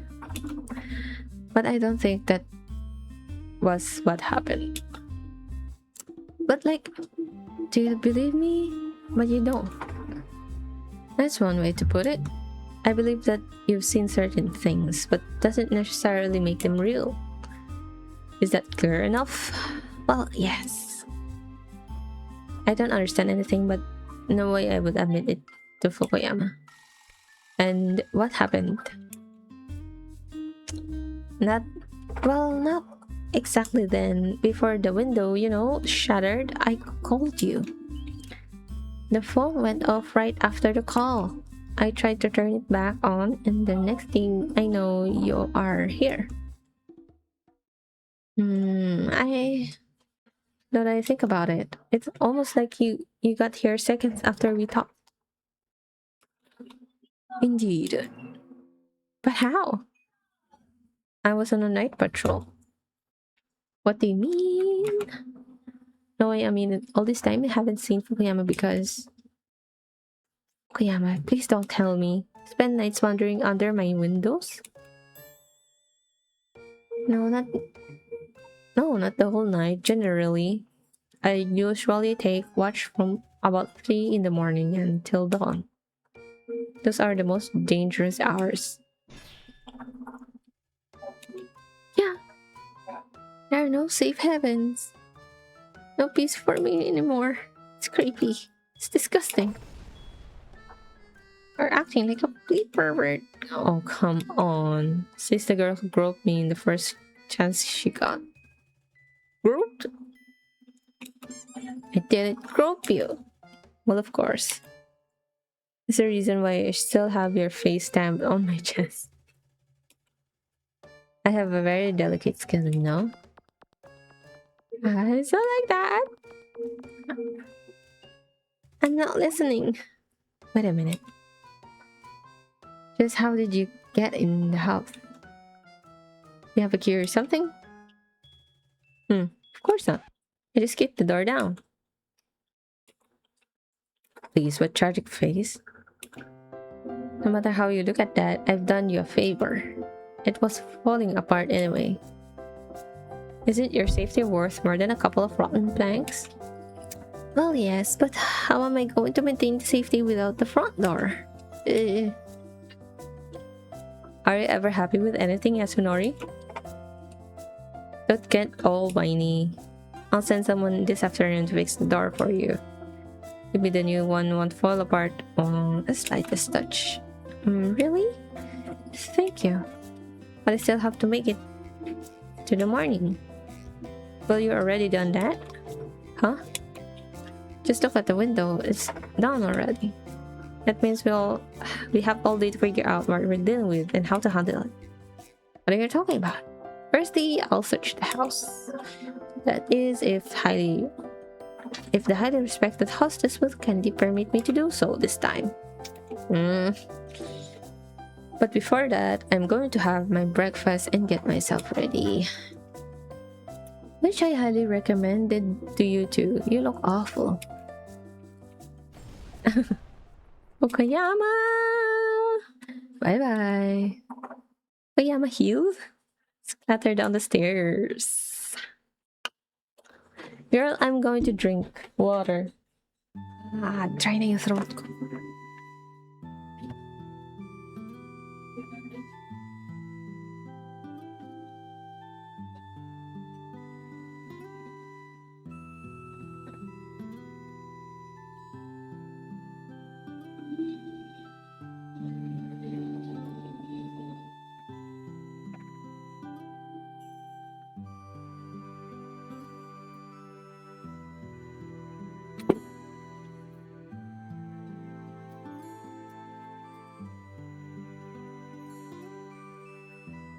As much as I like to get into pointless conversation with Fukuyama, I still have to follow her advice.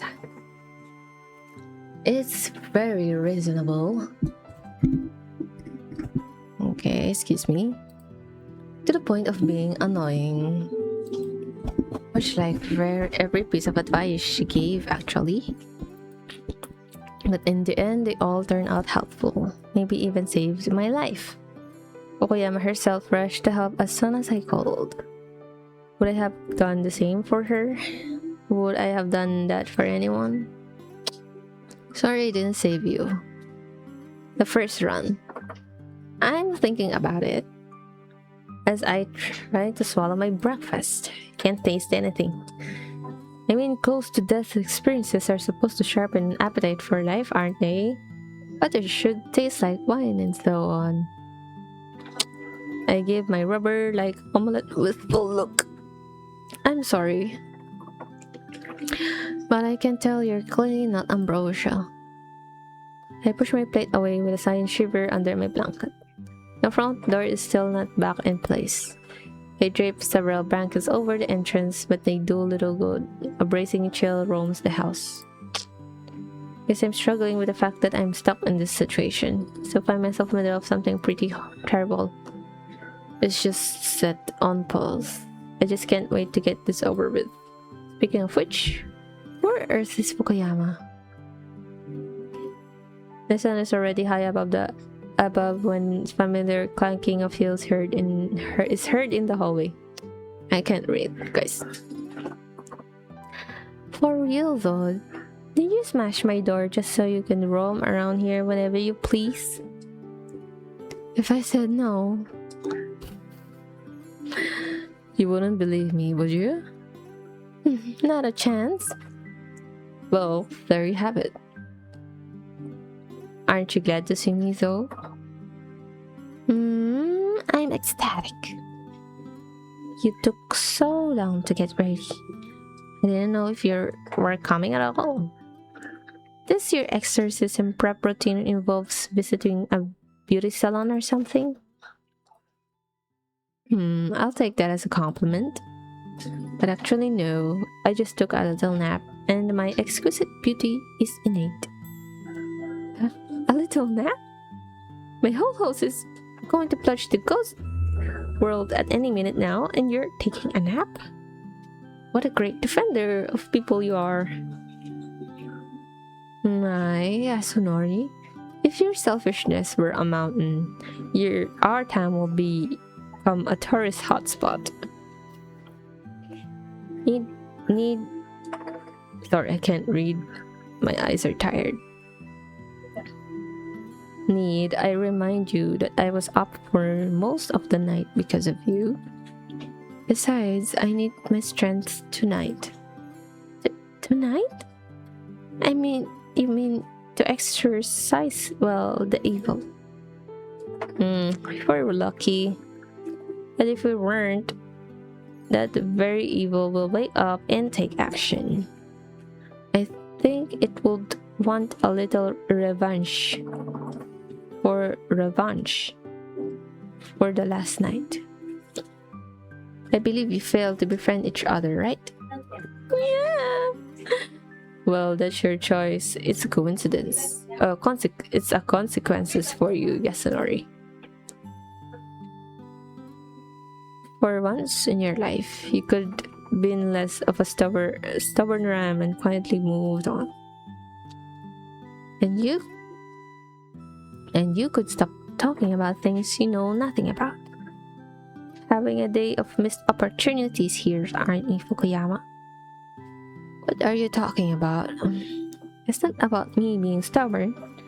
This house, even if I had other options, I couldn't just leave. This is my aunt's house. She didn't turn her back on me whenever everyone else did. She allowed me to live here no matter what happens. I am responsible for this house. I see.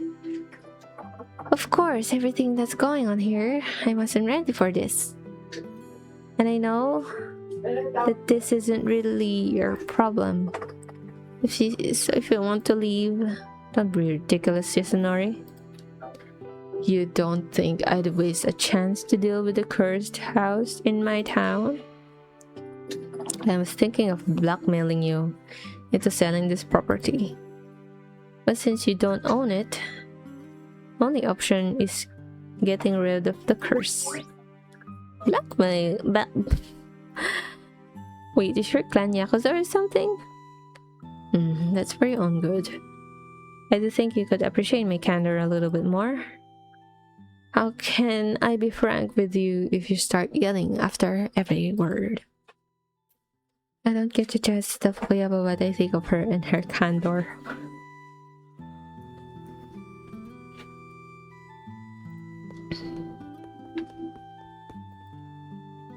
Hey. Straight to the point? What is this? I don't know.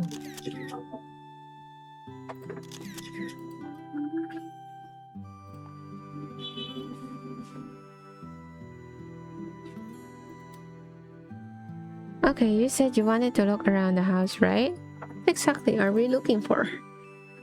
I didn't know yet. Huh? What do you mean? I'll know when I see it. Rin stopped cutting on her fingers. The house can itself be cursed. Just focus. In this case, I'm afraid we don't have many options. Which means we'll have to burn it down? Whoa there. Not setting fire on private property. Do you really value your life so little? I told you, once the curse awakens, there's no hiding from it. The only way is destroying the source. If Fukuyama cray enough to actually set my house on fire, this won't do. Should I call my aunt and explain everything to her? Will more likely try to explain something at least. What? And how? A week ago, I wouldn't have believed a word of itself. Of it myself. Wait, I can't read, guys. Okay, I really hope it won't come to that. Yeah. Fire is dangerous always. Even though it's still cold outside, it can easily get out of control and spread to other houses. Can you please pretend to have sympathy for me? You absolutely have my sympathy. I mean it. Please trust me. I can't. It's the problem. Anyway, that's one option. The second option is that there are cursed objects hidden somewhere in the house. those themselves are far more dangerous than the cursed place. Your magic is reactive. Reactive? What does that mean? Well, if you disturb your cursed place, sooner or later the ghost will have you. And if you disturb the cursed object, it's basically the same. But first, your arm will shrivel off. Well, might not be the arm. What if I've already disturbed the cursed object in here? I don't think so. You didn't break any walls, did you? No. Did you take the floor apart? Didn't you took the stashes in the ceiling? Thought as much. Should be fine then. Your arm will stay with you for now. Why did you have to say this? Anyway, unless the caster has a reason to harm random people who are carrying the curse far away from where it originated, the cursed objects will be well hidden. Does it mean you're going to tear down the walls and rip up the floorboards?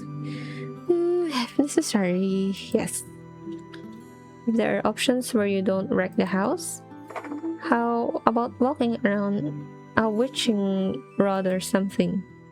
Or maybe try a magical vision of yours. Suddenly, Rin is right beside me. Very close, almost touching. I think I see sparks flickering in the dark depths of her eyes. Listen, if you're going to teach me how to... Okay. I'll keep quiet. Sorry. I didn't mean anything. Rin looks at me for a few long seconds. She has a strange expression on her face and that I find hard to understand. She seems angry, but I don't want to get my hands dirty if possible. But here's the problem. I don't know what kind of magic your ancestors practice. Specific spells, rituals. There's no use asking you about it, is there? I frantically shake my head. I don't know anything. Thought so. Are you sure they're really, did magic? Well, I don't know. Are you sure a monster tried to climb through your window? Yeah. Would have thought my ancestors could be some kind of hillbilly witch doctors. Do you know anything specific about what my ancestors did? Yes, but not much. The Yasunori clan had close connection to Yako. Yako? They're called field foxes. It's a type of kitsune. Bad type, so to speak. Extra bad. Are you okay, Yasunori? You look quite pale. Nothing, it's okay. It's just that the kitsune really exist. I thought they were pure fiction. Yes, they are. Nowadays, they're nothing but mere fiction. But at some point, there were vices that roamed the earth living among humans that were no more than playthings to Yako. Gradually, we managed to get rid of them. Yet, off the beaten path, away from the attention of powerful exorcists, they held out for a long time. Just a couple of 100 years ago, there was a large kitsune nest in our forest just outside the town. Those were the ones that Yasunori bonded with. Oh, fuck off. Walang. Okay. Kumain ako no. Sabi ko na huwag kumain eh. Anyway. She's dead.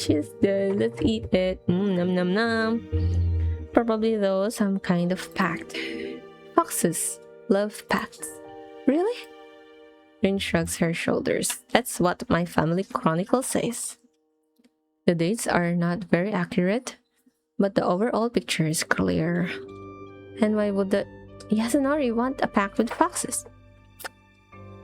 I'm more interested in why would the foxes want a pack with the Yasunori. As for the Yasunori, motives are pretty obvious. Eh? Or they're not. Okay, I should have gotten used to this by now. Basically, power and money. Foxes have powerful magic, especially when it comes to causing harm. You want a neighbor's crop to fail so you can sell your own and exorbitant price. There you have it. Or maybe you want a stiff neighbor turned pliable to set their house on fire with some Yako magic. I feel stifled. Did my ancestors do such things? And am I really? That sounds awful. Yeah. Anyway, the Yasunori were not very popular with their neighbors. I think now you can understand why. You don't understand, right? Just give me a break, will you, Fukuyama? I'm trying to. Well, no.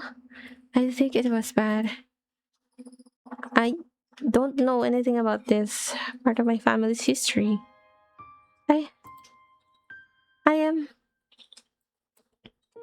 I feel sorry. So very, very sorry. And with all of this being true, how could I? Rin touches my shoulders. Hey! You may be a Yasunori, but you weren't here when all this happened. You are only responsible for what you're doing right now. That's strange coming from a girl who keeps talking about her family's honor and responsibilities. This is different. But thank you, Fukuyama. You're welcome, Yasunori. Maybe now you'll be whining a little less. I'm not Yasunori. My name is June. Just June? Yes. Okay, just June. I guess you have to call me Rin then. And you'll have to move the furniture or we won't be able to find anything. It's hopelessly dusty in here, and I refuse to lay a finger on anything in this room. My, do you ever clean up? Hey! I've actually been doing nothing but scrubbing this house from top to bottom since I moved in. Too bad, you should try harder then. I have a little respect on someone else's property. I still haven't set it on fire, is that enough? Anyway, it's time to cut this small talk. Get to work. Let's try here. How about here? Behind the closet? Going to die? Go ahead, think of it as an exercise. Just look at your sides. My sides are just fine. You sure are. Now move to the closet. Eek, spiders! Yes, an abomination immediately. Is the furthest Onmyoji afraid of the little spiders? Nori, don't you dare! You're making a big mistake. I'm warning you. I forbid you. Look how good they are. She's afraid of spiders. They go from room to room, and well, in short, we turn everything upside down. Try to keep things tidy as much as I can, but destructive potential is really present. Several hours pass like that. We find nothing strange. I'm so tired. You don't say. It's terrible. You didn't do anything. I was thinking. The lecture work is exhausting. Why don't we switch jobs? I'll be pointing at random heavy objects and you'll dragging them back and forth. Absolutely not. Here.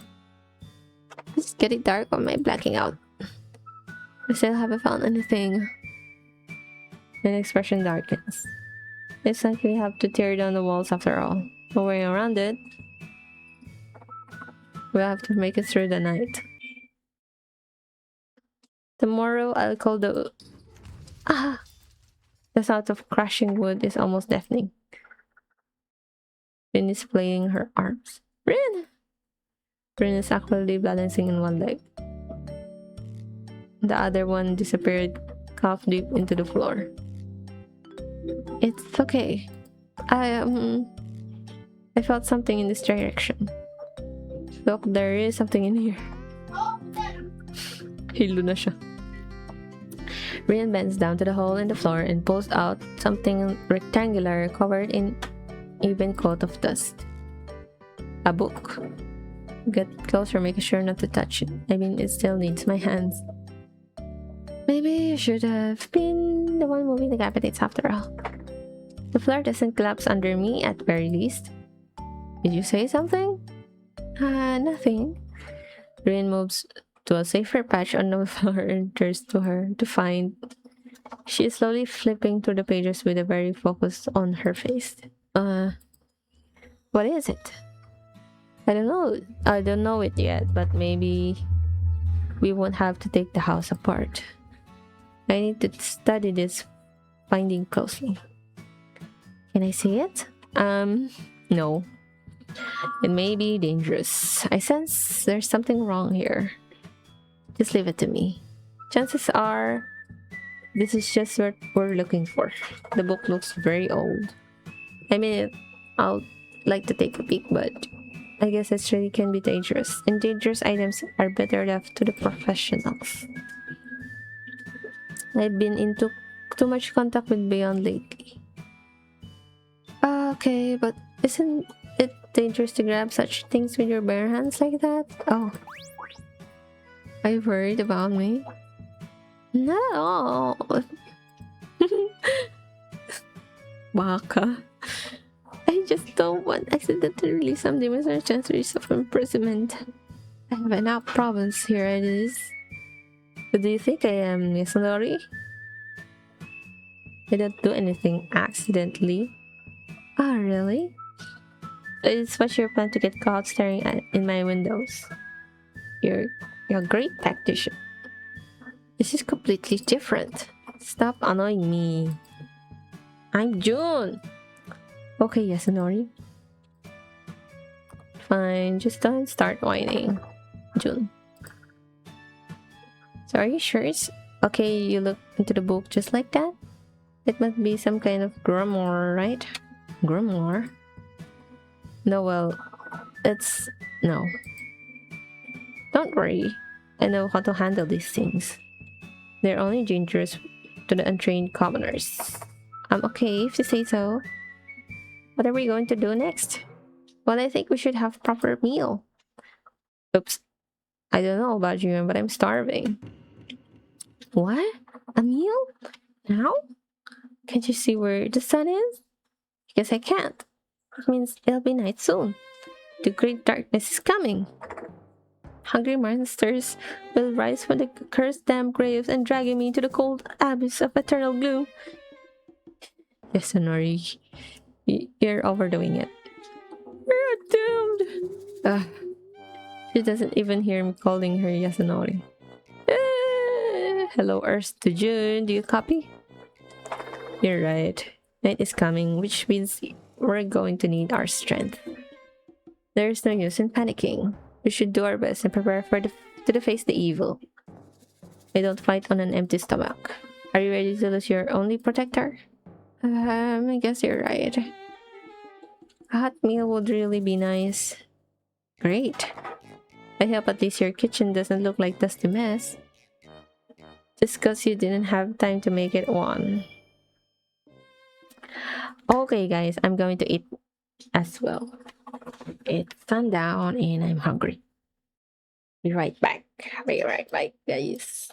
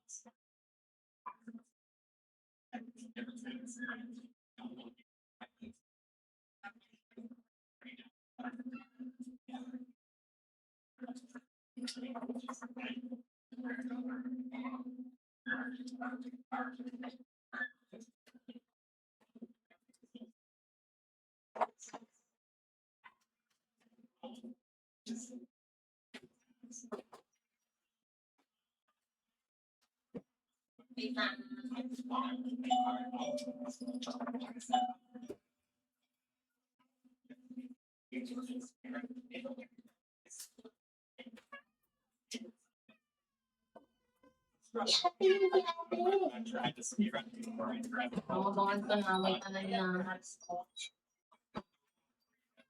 Abangan ka na po.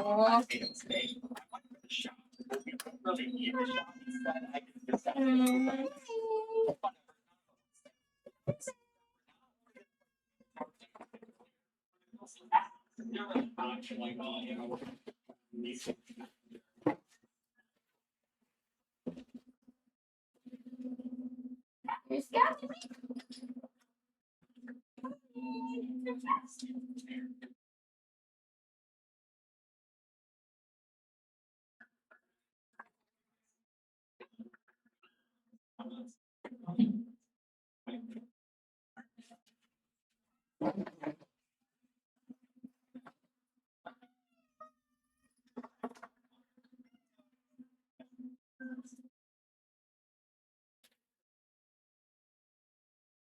nanggigigil na naman sa iyo.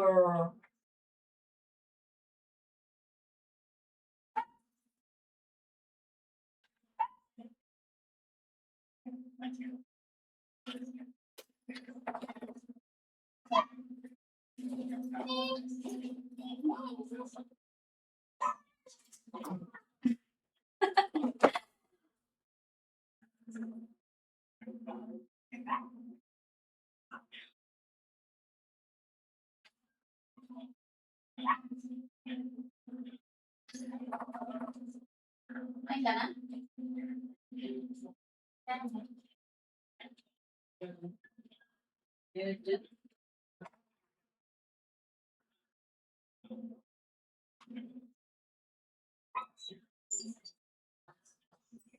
Nagla-live ka ba, Beth?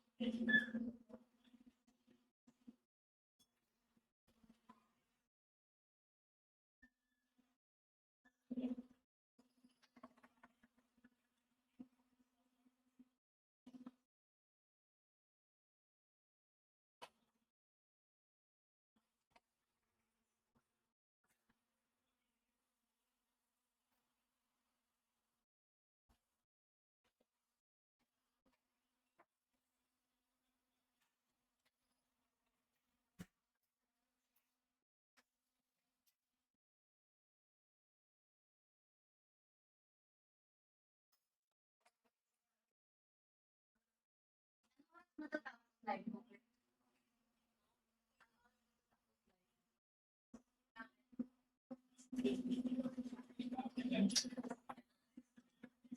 Hindi ako nag-uwi ng laptop. What?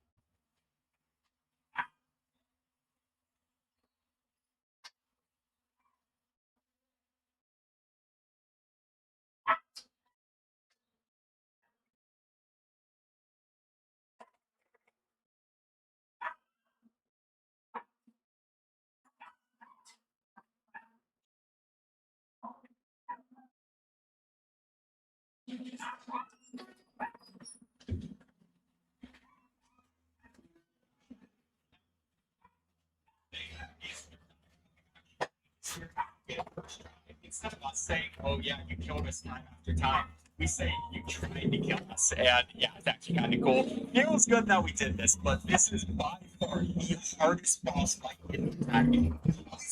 I actually found this boss fight in my head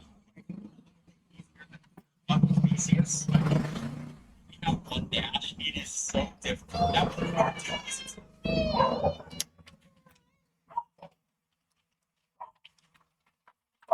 Check ko pala kung may klase ako.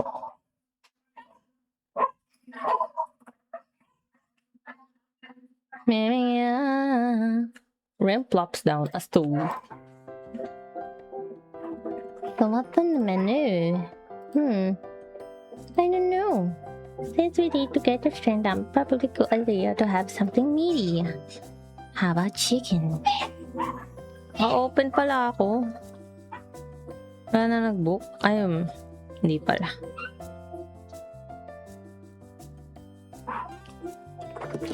Hindi pala ako naka-open. How about chicken? I vote for fish. Fish is more of a hassle. I have to defrost it first. Anyway, I like poultry bread better. Fish, fish, fish. Hey, I've been loading all those drawers. I'm all here is between you and the horrors of the night. Is this a blackmail thing? Not at all. But what if this dinner happens to be my last? Can you live with such a heavy burden on your heart? You be able to sleep well, knowing that you denied your heroine such a little thing to tender, juicy, golden crusted fish fillet? My heroine? Is that what you call it now? Bird resembles a samurai preparing for a final battle. Her face serves to illustrate the noble wisdom of a person who has accepted their fate in the name of great cause. Fine fish. I also love fish. I'm so stoked with the chicken though. Okay, fine fish it is then. Can't believe this. Did I really say that? She's playing me any way she wants. So under her thumb. I'm so under her thumb. I knew you'd make it right choice. Lo and behold, I'm cock princess. Anyway, what's for dessert? Steamed fish. Yes, I am. Steamed fish. Don't like chicken. Chicken? No, chicken. Dessert? Like, are you serious? Are we talking 3-course meal now? That's a 2-course at best. Either way, all you wanted to do is what you're planning to feed me. Oh gee, just a regular food? Wait, what do you mean, feed you? Are you going to help me cook? No, of course not. Why would I? My wounded human dignity hurts just like my whole physical body. First, I have to move every stick of the stone in the entire house. Now I have to feed her, like she's royalty. Look, I don't know what you used to, but this is my house and my rules apply. This won't do. I'm not going to serve you, so make yourselves useful. No, can do. Ukoyama. No. Say, do you know how to cook? Oh, of course I do. Excellent. Then hand yourself a carrot and get started. Otherwise, you might not have time for the meal, you know? I won't make it fast enough on my own. But the carrots are dirty. Then put on some gloves and wash them. The water is in the tap, brush is in the sink. You just have to make fun of me, don't you? Do you want to eat or not? Can't believe I'm doing this. How come there's so much dirt? Not dirt, it's soil. Carrots grow on it. They're from the countryside, you know. I know. That doesn't make me feel any better. Work hard with a brush. Disgusting. Not at all. You're doing great. Keep it up. Well, it's clean, I think. Now what? Now make the peeler knife and remove the skin. Which one's the peeler? This one? This one is more suited for slicing. We need that one. This one? This doesn't even look like a knife. Okay, show some sympathy. It's trying its best. Okay, so... my nail! Who's got my finger off? What kind of monster device is this? Is that? I barely make it to the rescue before Rin uses chance to start a real bloodbath. Just run it along. Like this.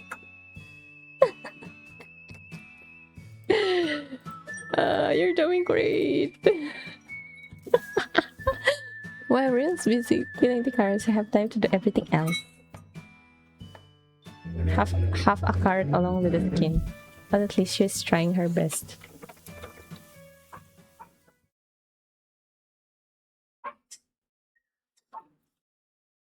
So what do we have here? It's a daikon, Rin. Believe it or not, the thing also grows in the soil. Stop playing the smartest. Is that what I'm talking about? What are you talking about then? Your situation, of course. I think I figured out the most part. Just need to clarify a couple of details. Can you answer a few questions? Well, I guess so. How well do you remember the attack last night? How did it start? The bird. Marks on the wall. It was dark and cold. The marks on the wall. There's something on the wall. First I thought it was the dirt, but now it seems to me that there's a symbol or something. Kind of symbol. You show me? No, I don't think so. I wash it off right away. I can't draw the thing in from memory. That's too bad. Why didn't you tell me? I didn't remember. Alright. Oh, I forgot to. But you don't remember what it looked like precisely? Show my shoulders. All in all, precisely like dirt. Alright. Do you remember anything else weird?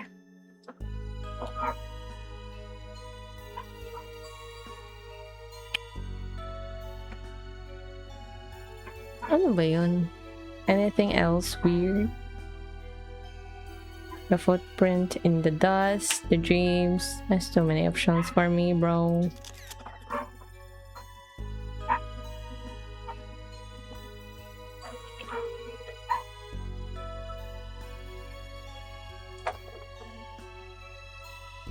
Footprint in the dust.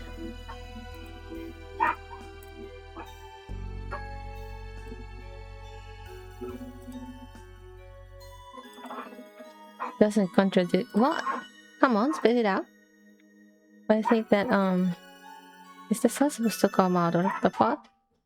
What? No. We were close to failure, but luckily our combined effort was enough to avoid culinary disaster. Not so good. Almost ready. You know, Rin, I was going to say. What is that? Did you hear it too? It sounds like calling, or maybe a cry. Sounds come from the next room. On a big impulse, I'm about to move toward the sound. Rin grabs my sleeve and shakes her head negatively, still silent. Well, real though, what's got into me? Chill runs down my spine. There's something howling in the house with no official approbation. You'd better move away, not closer to it. Rin has already armed herself with what weird kind of hers is slowly walking forward. She gestures me to stay put and disappears around the corner.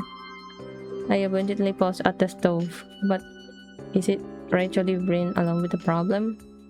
I'm the one living in this house after all, so I have to take responsibility. The other thing that comes to my mind is terrible sound from last night bouncing from one floor to another.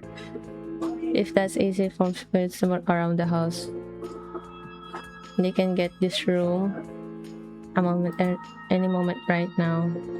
Spreading is their plan all along. Could those up there will be standing behind me right now?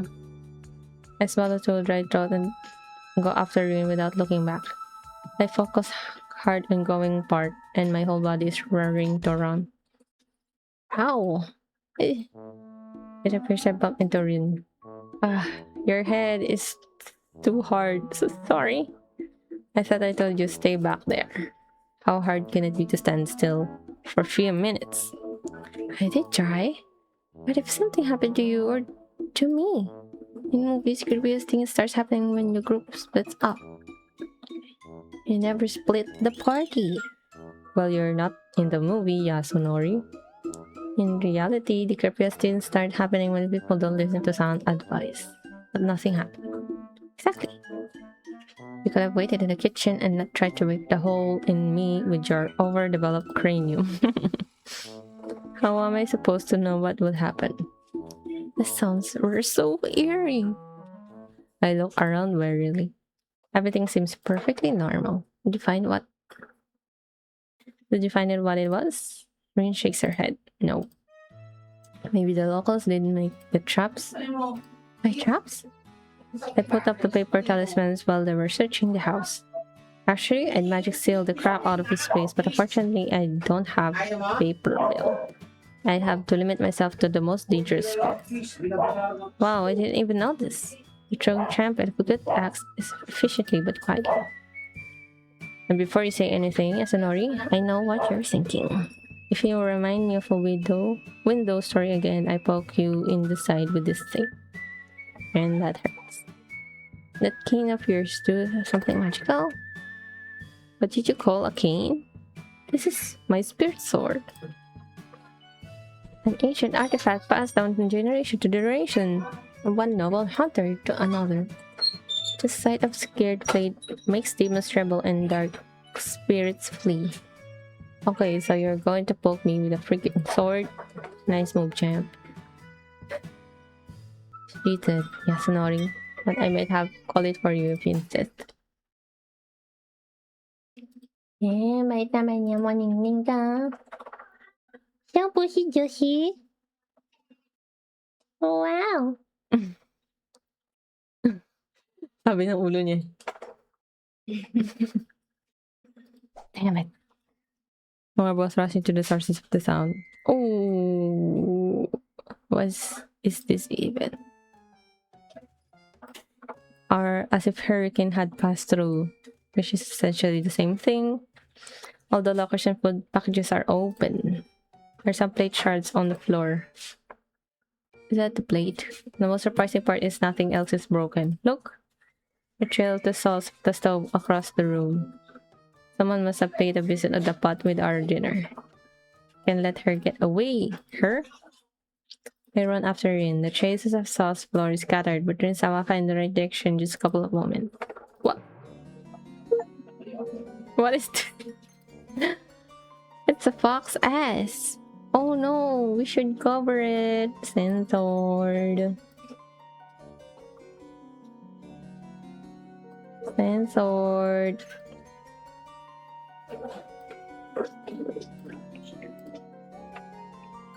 A kitsune. We've got her. The TV seems too big and modern for this house. It's though someone came to my mind just now. Probably because the rest of my thoughts vanished at once. Right out of the smooth surface of the TV, there's a half kitsune sticking out. The black half of a kitsune. Back half. It's half kicking furiously, but with absolutely no sound. I'm starting to feel dizzy. What is happening to me? Well, how do you like that, you furry brat? Not easy to get away from Demon Hunter if she's got her hands on you properly. Rin is beaming. This must be local hunter who has captured particularly large and dangerous beast, except that Rin's trophy photo would look controversial. Yasunori, we won! June? What is it? Are you scared? Don't worry, she's trapped. See? There's one of the paper talismans on the side. Where's the talisman? I don't see. But she can't go anywhere. A tailed ass makes desperate thrust, which causes the TV to wobble. At a moment later, this very ass sinks deeper into the serene darkness of the screen. Hey! Come back here. My power vested in me, I command thee. Damn it. The ass bounces once more and it disappears. Okay, thank God.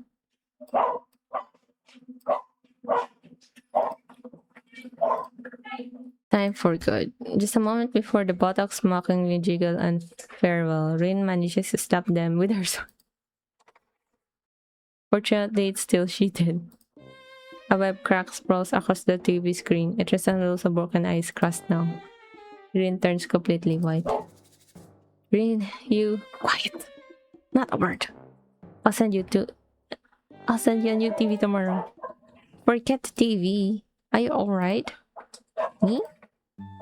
For the first time since we met, Rin looks genuinely confused. I'm fine.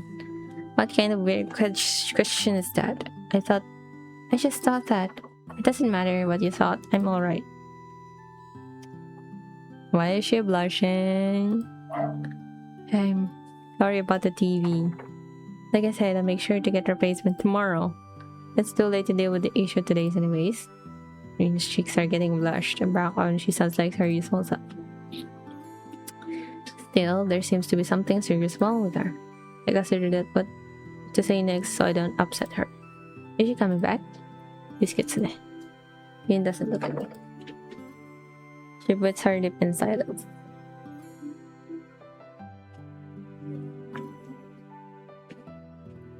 And she rips a paper trap off the back of the TV. I guess she's used to better quality paper. Did I say something wrong? What did you say? Kinamusta niya? I think she'll be back, yes. She'll lay low for a while and then she'll go back to her old ways. Unless she stops, of course.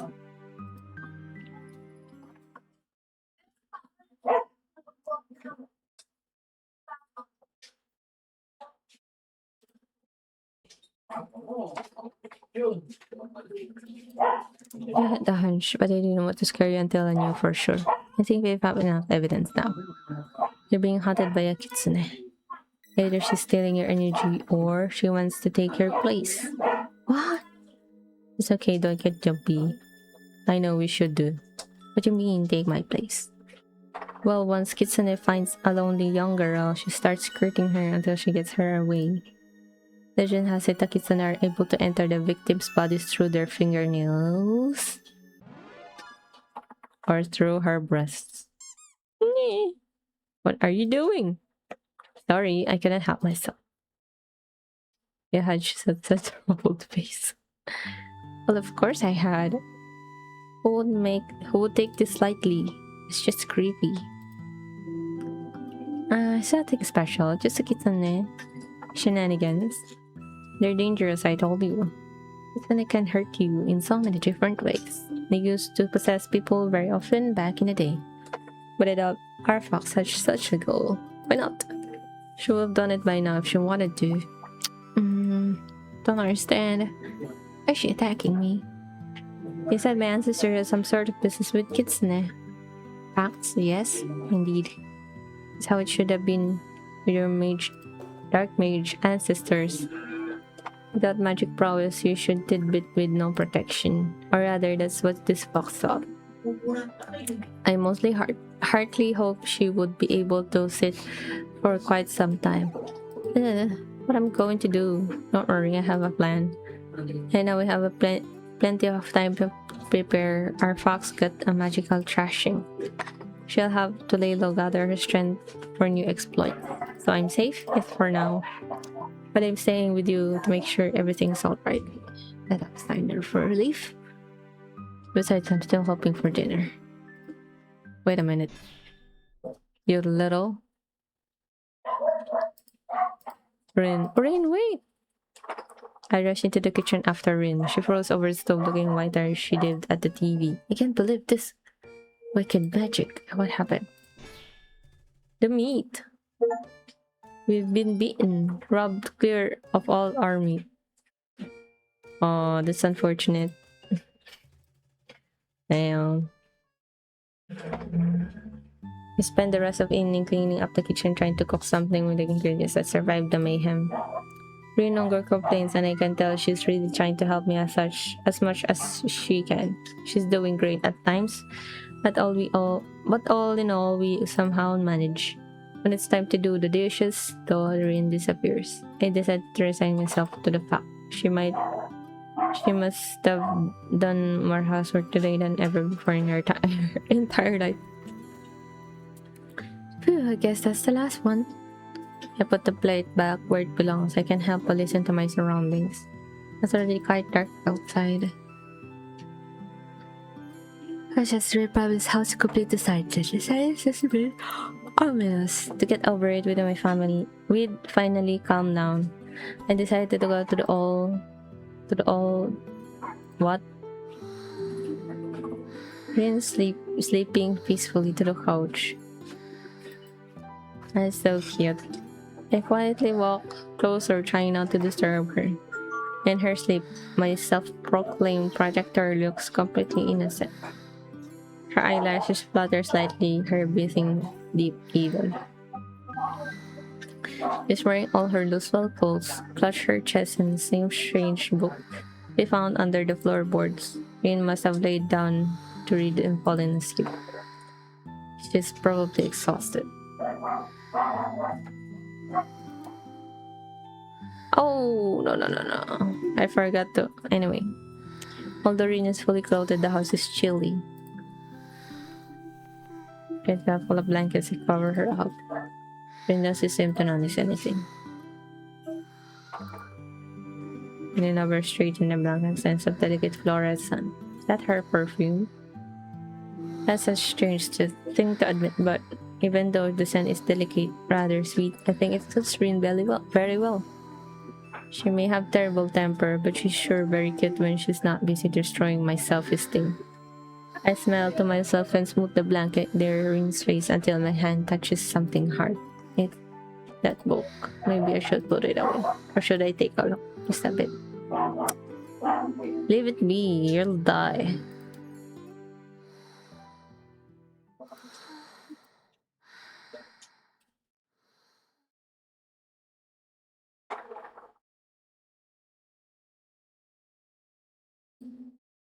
Existed is suffering. There's something on the mirror. It scares me half to death. Makes me unmediatory. It's just a piece of paper with some strange symbols in it. Damn it, Rin. You got here too. If that's what it takes, let it be. I mean, at least now I have a high cold security battle. And here too. Tubes. Strawberry scented bath foam to me.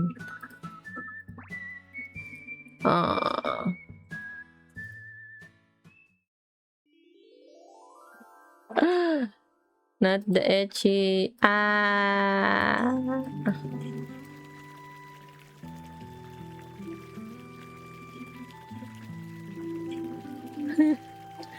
Oh, it feels so good.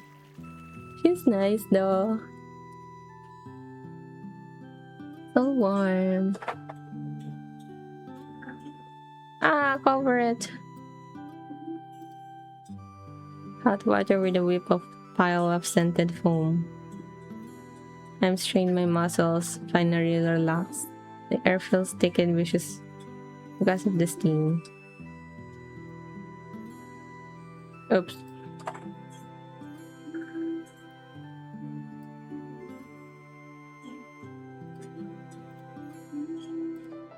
The room gradually fills with soothing herb fragrance. I carefully rest my head in the edge of the tub. I better not fall asleep right here. My eyelids grow heavy. And without my pleasant sensations through my body. For a while, just as the tiny bubbles foam clacking. Who would thought they existed? If I only had them, I would never. Oh, what's that? It turns out that the ceiling is not entirely white. There's something on it. Another stain. Maybe the roof is leaking? Never mind, I'll clean it up tomorrow. Oh well, the work is house never ends. The lights are flickering. Okay, now it's the... Suddenly I felt movement. A strand of hair clinging to my back sides down. slides down as if something heavy was her hanging from it. Another one slides down my shoulder, crawling to my collarbone. Gago. It's not my hair. Rin! Rin! The strand reaches my throat. I grab with all my strength and tried pulling away, but it doesn't work. The strand is tightly and slimy. Ew!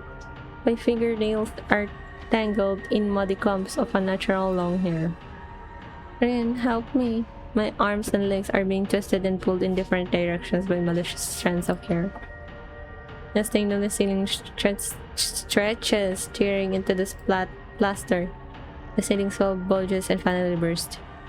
An abominable funnel is gaping above me. A black, hungry maw that's not going to devour me. Break out! Come on! Try to break free with all my strength, but I only splash out of the water. A terrible funnel-faced creature bends over me, grabs me by my shoulders. It's much stronger than me. I scream, clutch, and something I pull. A chain with a cork remains in my hand. Useless. The water begins to run out, but my head has already disappeared under the surface. You are useless. It is much stronger than you. You've never been strong to begin with, June. My screen turns into bubble. It presses, and presses. Oh, she died again? It presses until the funnel of the soft foam is colored red, pink. Ah, she died.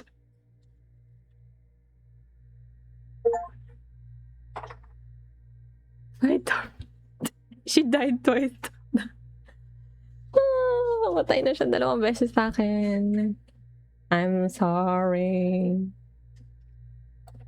Okay, that's GG for now, guys.